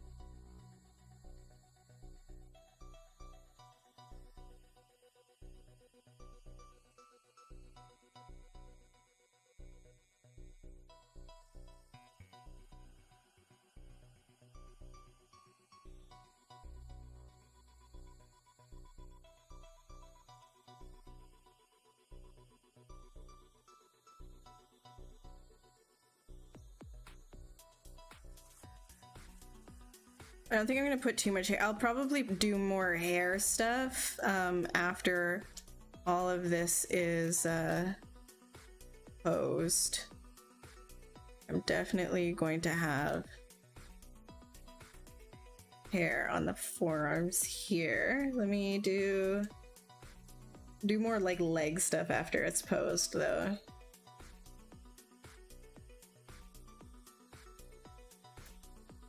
Fiber mesh.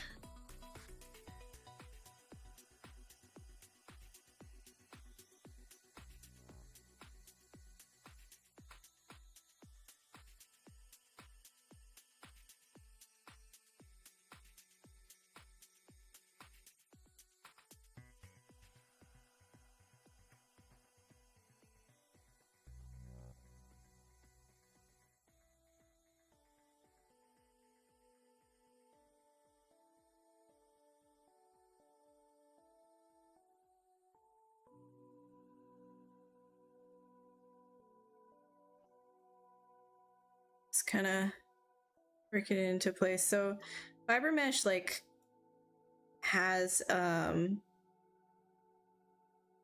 it's like auto masked at the roots, so once you put down fiber mesh it's easy to just kind of like start grooming it because it's already masked at the root.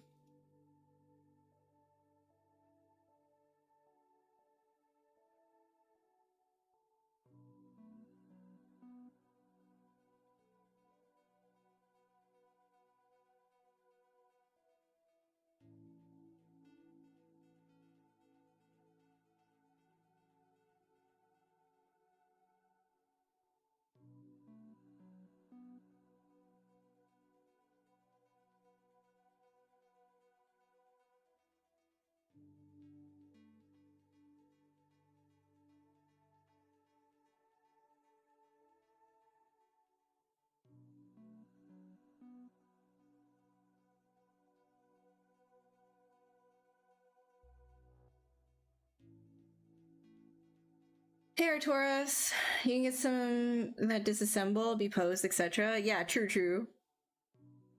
Yeah, they don't come apart. They just kind of, the only thing that you can remove is the base, but that's it. Do I continue any of the projects after a streaming session? Yeah, this one was actually, this is what we started as, or left off at the last stream, and then this is the continuation.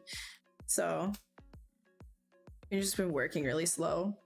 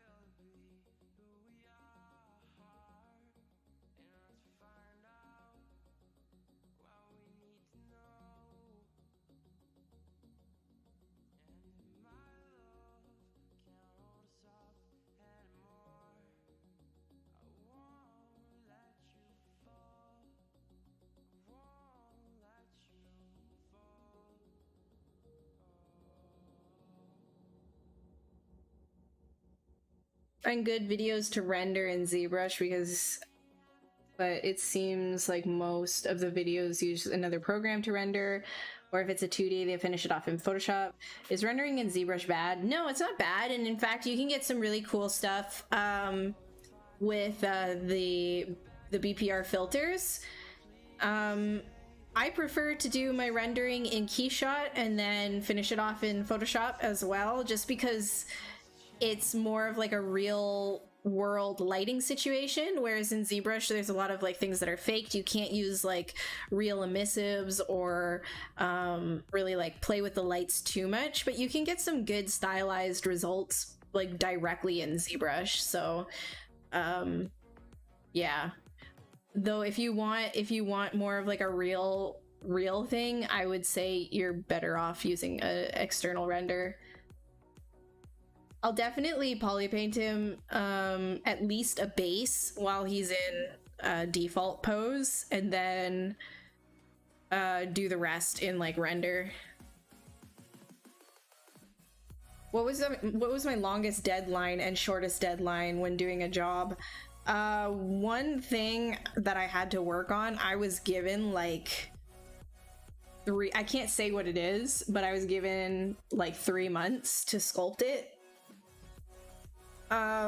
And then my shortest deadline was due yesterday.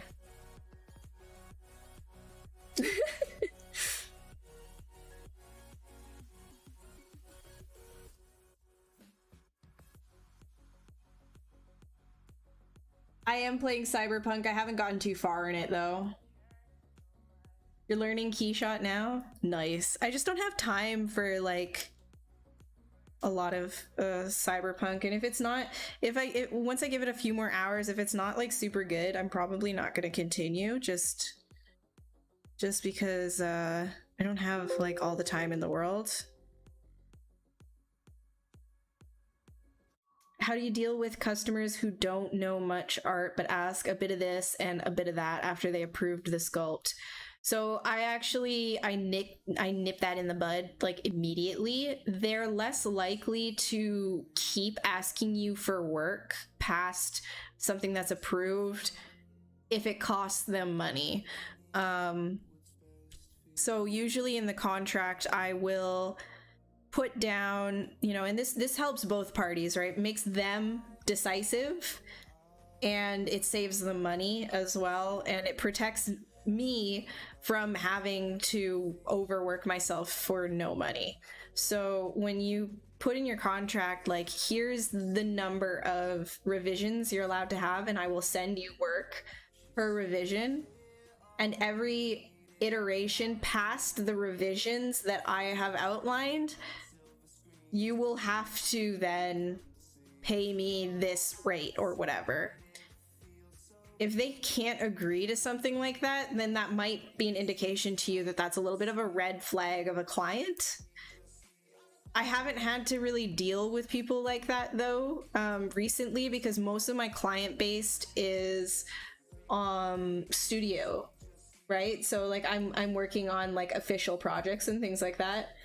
If you're working like, you know, commission based and things, you have to be very like strict and make a contract for yourself and dictate these rules at the very beginning, and to make sure that they don't run off with your work and not pay you, you ask for half up front, and then you can ask for, and then you say you'll give the final piece after they've paid the last half at the end of the project. Otherwise they don't get it.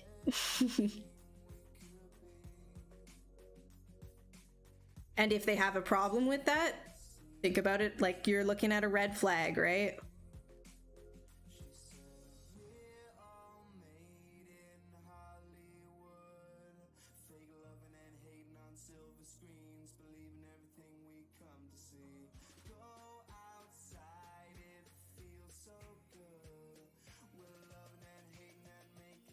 This might crash.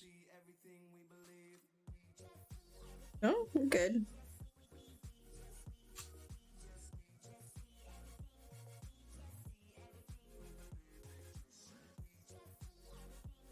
Just wanted to give a little bit more topology up here. This is how I get away with not dynameshing things.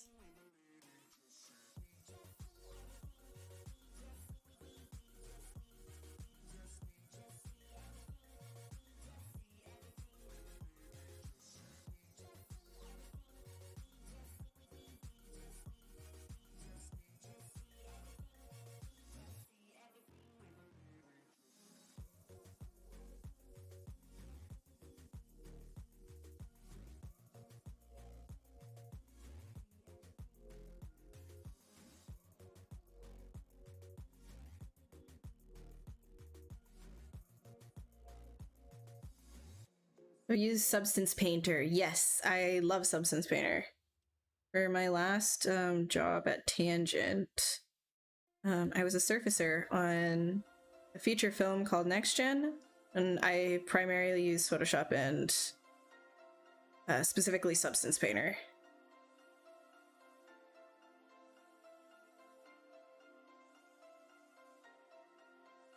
Alright, see you, comics. Do I charge hourly, day, or fixed price? Which one do you prefer? When I'm working with studios, I do both hourly and day. It depends on the, like, how long I'm going to be working with them for. If it's a long-term project, months and months and to maybe a year long, I'll do hourly rates and record everything like that. If it's a short-term thing, I might just do day rates and say, give me all the tasks and I'll break it down in days. Usually I don't do fixed prices because of iteration reasons. Fixed prices would be if somebody just wants one asset and that's it. I'll put everything into one fixed price. Otherwise, it's usually a day rate / hourly rate.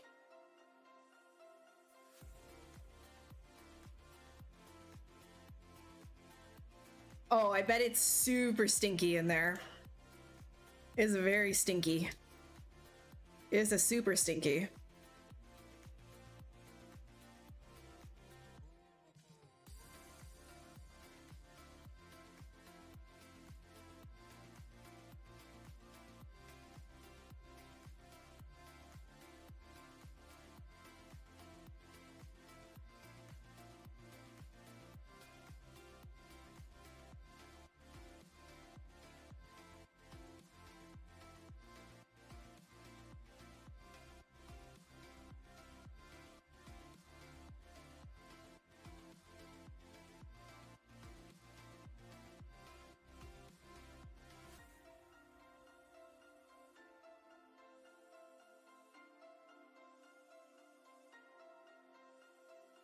I'll save this. I think we're at the end here, so I'll just finish up with the questions and then we'll be done.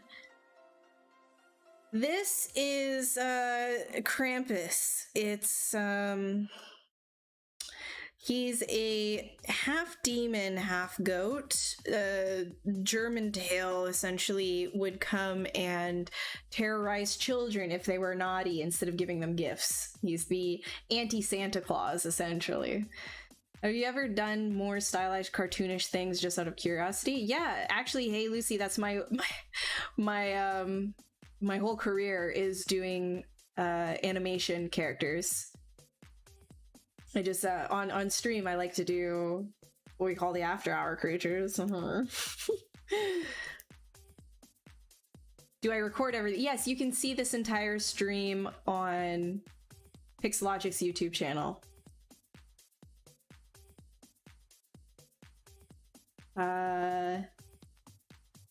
Ew, Flickr, that's nasty.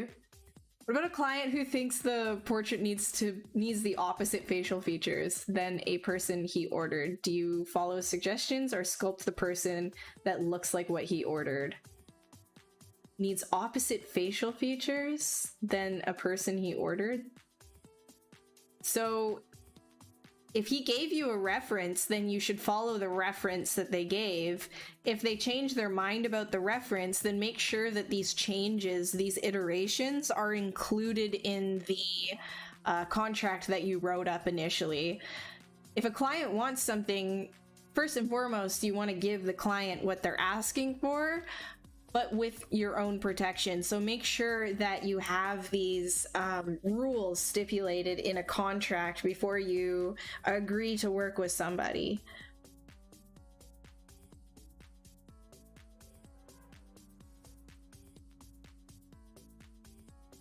Looks like a geth. I mean, okay, fair. Yeah, I can look. It looks geth-like. You dare bribe Santa. All right, okay. I'm gonna be calling it here. Let me just get this guy into place, I guess.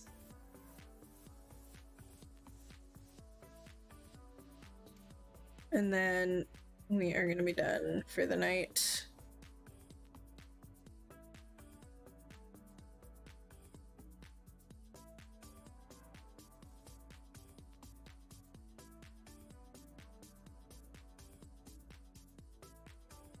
There we go. All right, guys, thank you so much for hanging out. Do I record my sessions when I charge hourly or to use a tracking app? Neither. I usually just see how long something takes. I sit down, I look at the time, and then when I'm done working, I remember what the time is that I took to do the thing, and then I'll charge how many hours I sat at my PC doing the work. That's really it. I don't do anything super specific. Anyways, thank you guys so much for hanging out. I will see you on the next one. Hopefully, if I'm feeling good and there's no crazy work schedule for me, then I will be on next week as well. And then I'll probably do more of this dude. And if you want more streams for ZBrush, definitely follow Pixologic's channel. You can get a lot of really cool content out of the super talented streamers that are on this channel.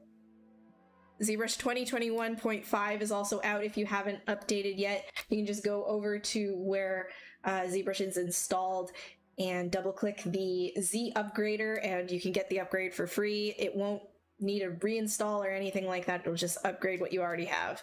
So I will see you guys in the next one, and if you want to follow me on any of my socials, they're right here as always. Oop, right here.